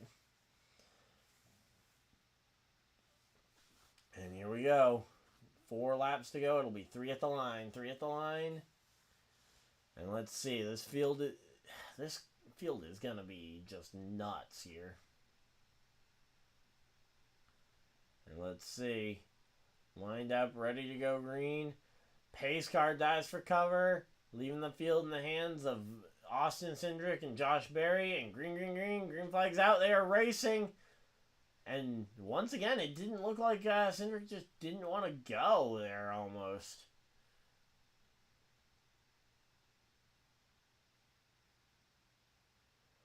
Alright, let's see. They've made it through so far. Green. And we're just kind of waiting this one out. Seeing if we can make it through the first lap. Again, right now, Kyle Busch on the inside here in the second row.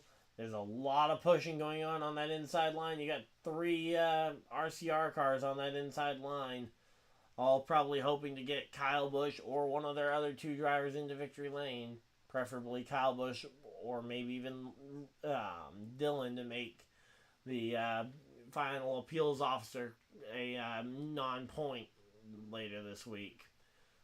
But here we go. There are 2 laps to go. 2 more times around. Cindric, Barry leading this thing. What can Kyle Busch and RCR do here? We got a couple of drivers maybe looking to try and start a third lane. I think it's going to be too little too late, though, for those guys. As we go down the back straightaway, you've got Cindric, you've got Josh Berry, and oh, they spin! There's a spin, and oh! Josh Berry goes up and over. We got another airborne crash. Another one up and over, and Josh Berry is on his lid, and he is spinning like a top. Todd Gilliland looks like he got a decent chunk of it, but oh man, that is unfortunate. Hopefully he is okay. I mean, we've seen these cars go upside down so much that we kind of assume that they are okay, and that one certainly was not nearly as scary as the McDowell one, but the fact that he's still upside down is not a great sign. And yet another crash. Oh, man. Well, and that's the thing. These cars are genuinely usually pretty safe. I don't know what happened the last 2 weeks that turned these cars into airplanes. But, I mean, like, for example, last week in Michigan, we saw 2 cars go airborne. Prior to the Michigan weekend, we had seen 1 car airborne at Michigan between Trucks, Xfinity, and Cup for the entire preliminary part of the, or throughout the entire 21st century. Since the turn of the century, we'd seen 1 car go airborne, and then last weekend we saw 2. So, I mean, I don't know what it is about these cars that gives them that tendency to go airborne, but that tendency didn't pop up until legitimately about didn't have that tendency until legitimately about now, basically, like legitimately midway through this week. All right, there we go.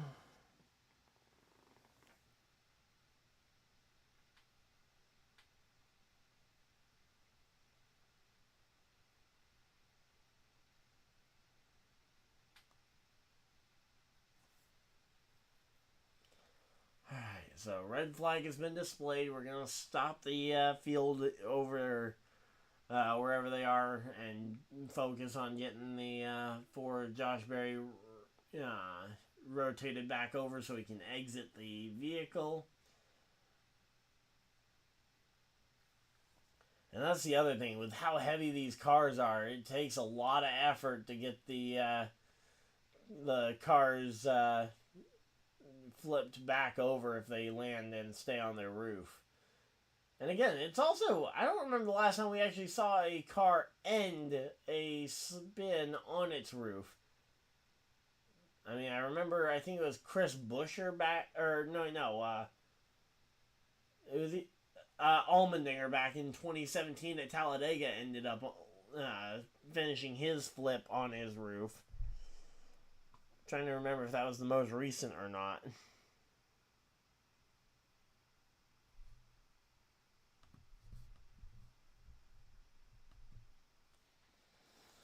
Alright, there we go. Well, that helped me in points a bit. Parker Retzloff up in the top 10, in the top 5. Let's go. And they got the car rotated over. Let's go. Come on. And they're going to show a replay before showing him climbing out the car. I mean, I'm all for showing highlights of the wreck. It's not my favorite thing. I'd rather them be able to show other highlights, especially hitting I hadn't seen how hard he hit the wall while upside down. I mean, these cars aren't exactly meant to hit walls while upside down. Yeah, I mean, that is just one of those things.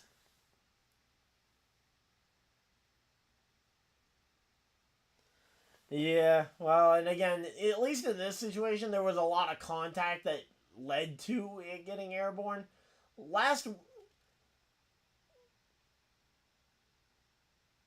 Yeah, I will say, I think the amount of carnage, especially, like, I mean, just that one early wreck that really eliminated a decent chunk of the competitive field. I mean, for me as a Michael McDowell fan, it was really interesting to get to follow the Front Row Motorsports guys, but now they are both out of the race, so yeah, now for me it's basically just can Kyle Busch find his way to victory lane and into the playoffs? But yeah, it is one of those situations that once you start wrecking too many cars, it's like, okay, come on, we just want to see the end of this race, and that's big portion as to why I'm against the unlimited overtime system. I mean, I've said this a couple of times. Give them 2, maybe 3 attempts at overtime, and that should be it. If you can't get a clean finish within 2 or 3 overtime attempts, you really shouldn't just throw the checker and end it. Obviously, that system has positions to potentially abuse it, but so does literally every other system on planet Earth has ways to abuse them. So, again, I just want to know. I want to be able to see Josh Berry climbing out of that car, because that's the thing that is the thing we should have seen before seeing all these different angles and replays. But yeah, the other big difference though, going back to the flip last week versus the flip this week, is that there was significant contact, and these ones that you could at least maybe make an argument as to, okay, I can at least see how the car got airborne. The one with Corey LaJoie last week, there was absolutely no reason that car should have gotten airborne. But yeah, not to mention, I mean, I can pull up the data, but Daytona and Talladega are legitimately 10 times more likely to have a car go airborne at Daytona or Talladega than any other racetrack in the world. Which, again, that is just, it's a stat, it's a fact, I would say. So, I mean, again, it's just one of those things. Airborne crashes, obviously, they were the talk of the town last week, and now we've seen 2 in a row.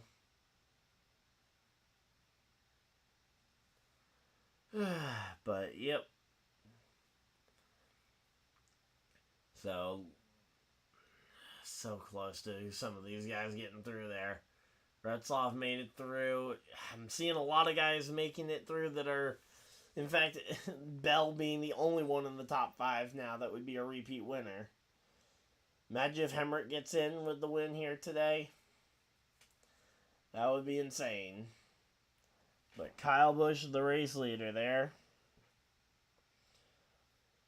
And again, I'm still waiting for a video or them to cut back to the track to show the driver of the 4 car climbing out triumphant.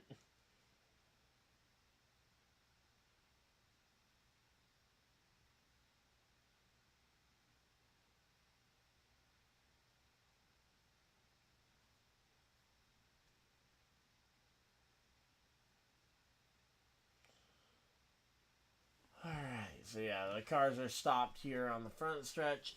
Involved in the crash, you got Cindric, Austin Dillon, Josh Berry, William Byron, Austin Hill, Todd Gilliland, Eric Jones, and Zane Smith. And the red flag has been lifted, and they are now under yellow. Oh, man. But yeah, this has been chaos. Utter chaos.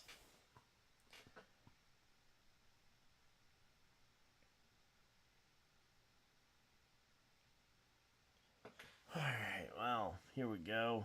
Should be getting this one back to racing here. And let's go ahead and just take a look at the poll. Looks like we're pretty confident that there's going to be a driver locking their way into the playoffs with the win here today. Granted, there's a lot of options for that. If Harrison Burton wins the race today, what does that do for him going forward, considering he's on the outs at Wood Brothers? If he wins a race, does that potentially get him into a Cup or a good Xfinity seat, maybe?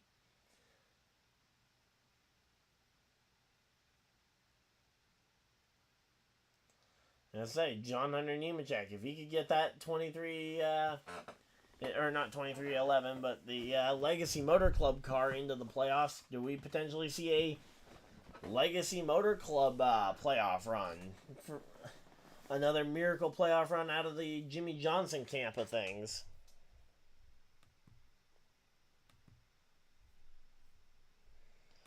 Alright, let's see. So, yeah, they got the two cars stopped in the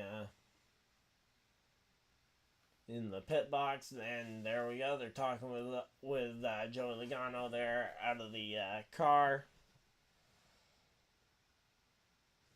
And yeah, that was some utter chaos there.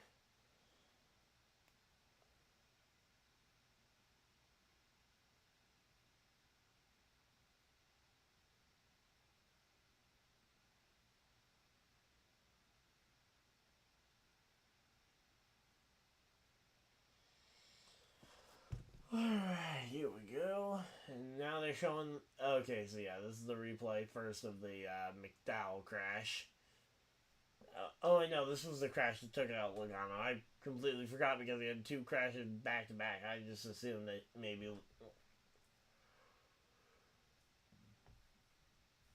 Maybe Logano had made it through that one and then got collected in the second one. But no, he was out on both of them. So there we go. Overtime.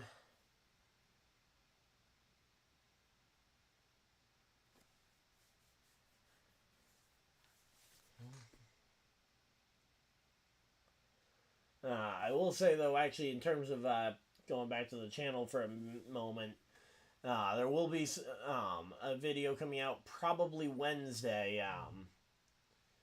I'm going to get a chance to sit down with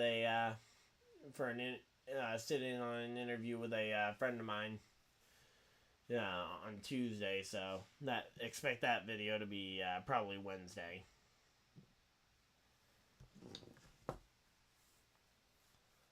Here we go. Harrison Burton warming those tires. He is yet to win in his so far fairly short Cup Series career. Could tonight be the night? I am gonna get thrown so far off in terms of what day of the week things are. When because we've got last week's Cup race ended up being on a Monday. Now this one's on a Saturday.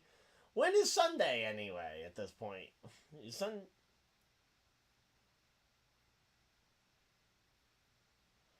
do you show full screen or half screen? I can't. I am not able to put up the race footage itself because obviously, copyright infringement. Yeah, so essentially this is radio style coverage for the most part. Again, if it was legal, I would put up the race footage, but again, that would be copyright infringement at that point. So there we go. Kyle Busch to the inside, Burton goes on the outside. Bell and Retzloff taking the inside and outside respectively. Cody Ware in row number 3. Could Cody Ware go in there, win the race, and avoid shaking up the playoff picture because he's a part-timer who would potentially go and get bumped up into the... he wouldn't get bumped up into the playoff conversation because he is part-time. But as of right now, Busch, Burton would both upset the playoff cut line. Retzloff and Ware would not. Nemechek would. Bell wouldn't. Keselowski wouldn't. And, there we go. Josh Berry. Glad to see him out of the car. There we go. That's what I've been waiting to see. And he's out of the infield care center, and just a wild ride going upside down. The massive impact on the backstretch. But again, very glad to see him out of the race car, out of the care center, and as far as we can see, he's okay.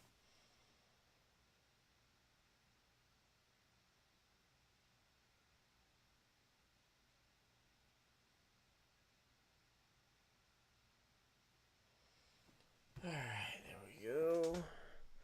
Just double checking everything.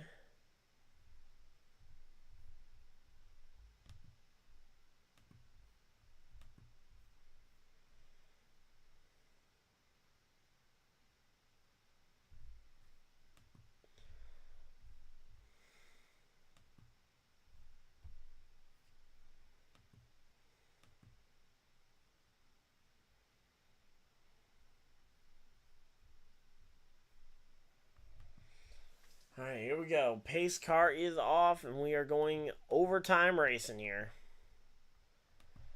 Here we go. Green, green, green. Green flag is out, and we are back to racing in overtime. 2 laps to go. Kyle Busch, Harrison Burton on the front row. Coming down into the short chute here into turn number 1. Kyle Busch has the lead, but is that... I thought I saw maybe some smoke in the background. Nope, looks like we're all good. Now it's going to be Christopher Bell potentially trying to figure out how to get a run on Kyle Busch. Harrison Burton's backed up quite a bit. That allows Kyle Busch to potentially try and put a block here on Harrison Burton. Burton has the run, but no help really behind him. And yeah, no, that run stalled out for Harrison Burton. Now the momentum's going to be back on the... momentum is back on the top side there. Kyle Busch up to block. Trying to block both lanes here, trying to take advantage. And the white flag is out. This will be the final lap of the race. Green, white, or checkered. This race will be over this lap here. Kyle Busch out in front of the field. Christopher Bell the second. Harrison Burton fighting on the outside. Big push here from Parker Retzlaff. Big push on the outside by Parker Retzlaff. Is it going to be Harrison Burton? Harrison Burton takes the lead in Daytona. Harrison Burton going to get the 100th win for the Wood Brothers. Is that real? Harrison Burton down to block. Kyle Busch. Can he make it? One more move. Kyle Busch to the outside. Harrison Burton was below the line. Harrison Burton was below the double yellow. Harrison Burton wins at the line. We're going to have to wait and see, but Harrison Burton's officially scored the race winner at the line. The question is whether or not going below that line ends up taking that one away. I'm curious to see the results on that one. Let's see. He went below the line there. Yeah.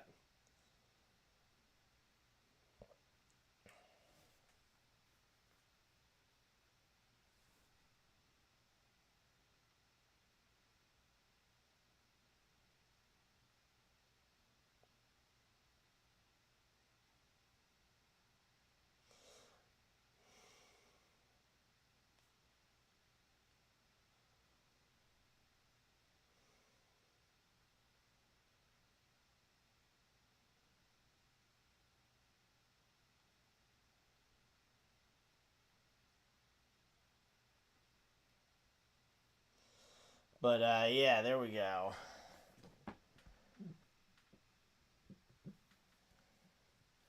Alright, let's see. Harrison Burton's going down to the front stretch, and he's going to go out there and try and do the burnout, and that is going to be a big win for Harrison Burton, especially if it stands. Again, right now we are under the impression that potentially... Again, I'm just curious as to what the rule is, because I've heard the rule being specified that you can't advance your position below the double yellow. What about if you're the leader and you go below the double yellow to take the shortest line around here? Okay, so let's see the replay here. Goes up, blocking, and he goes below the double yellow. Yeah, he goes entirely below the line. I mean, I guess he technically doesn't advance his position down there, but he's definitely below the line, and he isn't avoiding a wreck or anything. And he does, to his credit, he does get back up on the racetrack before anything, as soon as humanly possible after that. So, I mean, I guess it's good, but again, it's one of those things where it's an ambiguous rule, and I just don't, I guess I don't understand the rule entirely there.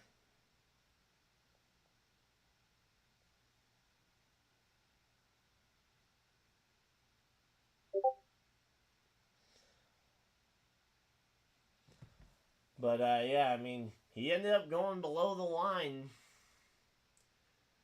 Per the letter of the rule, I would imagine that should have been not him winning it, but there we go. Harrison Burton with the race win. And, yeah, according to NASCAR, that's going to stand, and Harrison Burton is in the playoffs. So Penske gets all 4 of their affiliated cars into the playoffs. And, man, what a feeling for Jeff Burton to go and watch Harrison Burton go and put that one into the playoffs with the win right there. And now we go to, and now we head to Darlington next week with a big question mark at hand. Who will be making the playoffs? I want to see what the playoff cut line looks like after this one. Wow. Alright, I've just got to wonder, how many drivers are going to win races in their 99th or 98th start? Because Byron, Chase Elliott, and Burton, I can name right off the top of my head one in start 99 or 98. Now, and I feel like there were more of them, too, that have done that. And there we go.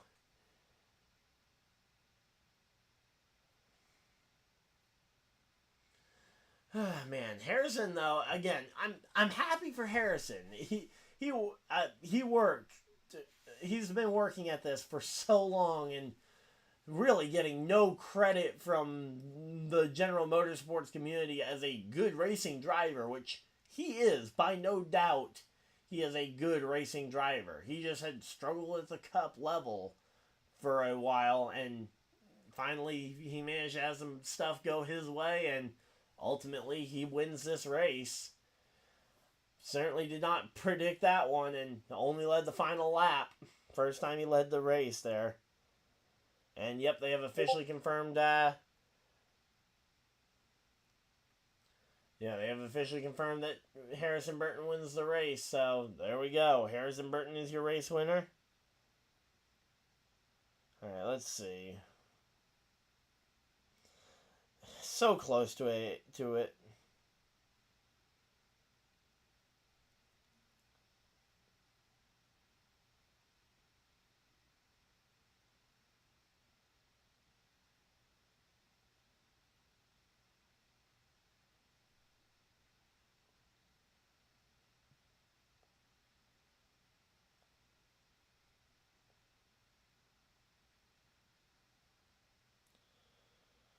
Let's see. Trying to see if there's anything on Twitter that talks about this, but yeah.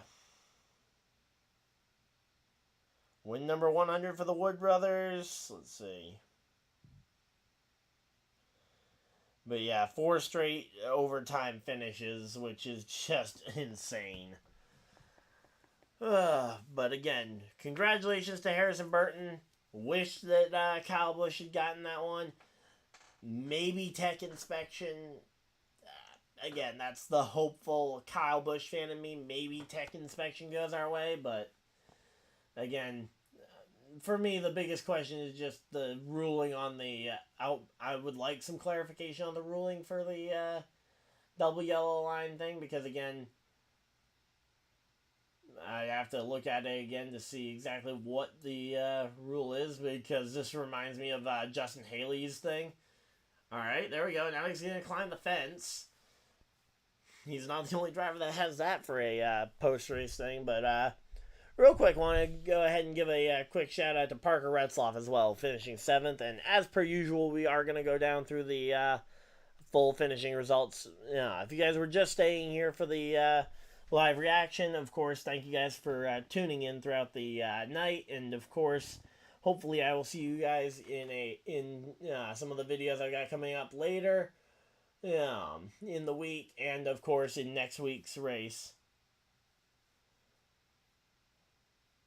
Yeah, but I mean, he stabilized above the line and then dove lower again, I think. Again, I'll have a video. I'm probably going to make that into a video as well, talking about the, breaking the line down. But, yeah, so. But, because, him getting hooked onto the line, I understand. But, again, from what I saw, I think it looked like he stabilized above it and then dove lower. But so Harrison Burton, your race winner. Kyle Busch second We already talked about them a lot. Christopher Bell with a nice, quiet third-place finish after what could have easily been potentially a win for him if he had gone just a little bit more aggressive. Cody Ware coming home inside the top 5 for Rick Ware Racing. Nice to see the other Rick Ware car doing well. Just wish it was with almost any other driver that they've had in that number 15 car. Would love to have seen that for Taz Gralla. Ty Gibbs coming home with a top 5 finish, helping his points day, which had been a really rough points day there. And, oh, yep, there's Jeff Burton hugging his son there after his son got his first career win. Bubba Wallace coming home in the 6th place position. Again, another driver who just needs points really badly, and now needs them even worse than he did before because of Harrison's win. Parker Retzloff comes home in the 7th position. Great day for that kid, part-timer. First career Cup start, second career Cup start. He started the number 44 car, or not 44 car. He started Richmond in the 66 car to be eligible for this race, and now. There we go. There's the playoff standings. Bubba Wallace 21 points out heading into Darlington, which was not his best track. This is not a great situation. I said he needed to go out of this. I said before this point that Bubba needed to leave Daytona with a points lead. Darlington's not necessarily a terrible track for him, but by no means is it his best track, and both Chastain and Buescher are pretty good there, so I think Bubba's out. Barring a win, I don't think Chastain gets in, so it's pretty much Buescher and the rest are already in. And there we go. Alright, so continuing with the list, we got Brad Keselowski coming home in the 8th position, 9th for Daniel Hemrick. A good day for him. And then Chris Buescher rounding out your top 10 finishers. Carson Hocevar coming home in the 11th position. Ross Chastain coming home 12th. Zane Smith coming home 13th. So, hey, my pick for the win. He didn't get wrecked out, so I guess that's an improvement. Chase Briscoe comes home in the 14th position, driving the number 14 car. John Hunter Nemechek comes home in the 15th position. Coming home 16th is Alex Bowman. 17th, Eric Jones. 18th is Austin Cindric. 19th is BJ McLeod. And rounding out your lead lap finishers and your top 20 finishers, Joey Gase in the number 44 car comes home 20th. Kyle Larson, the first car, 1 lap down in 21st position. Alright, here we go. Gonna get to see the replay again. Oh wait, no, this is coming to the white flag. This is where... Yeah, okay, I guess they're gonna show... Maybe they'll show the whole thing, so give me a second. I'm gonna watch this. And then we'll get back to going through the order. Alright, so here we go. Coming down the line...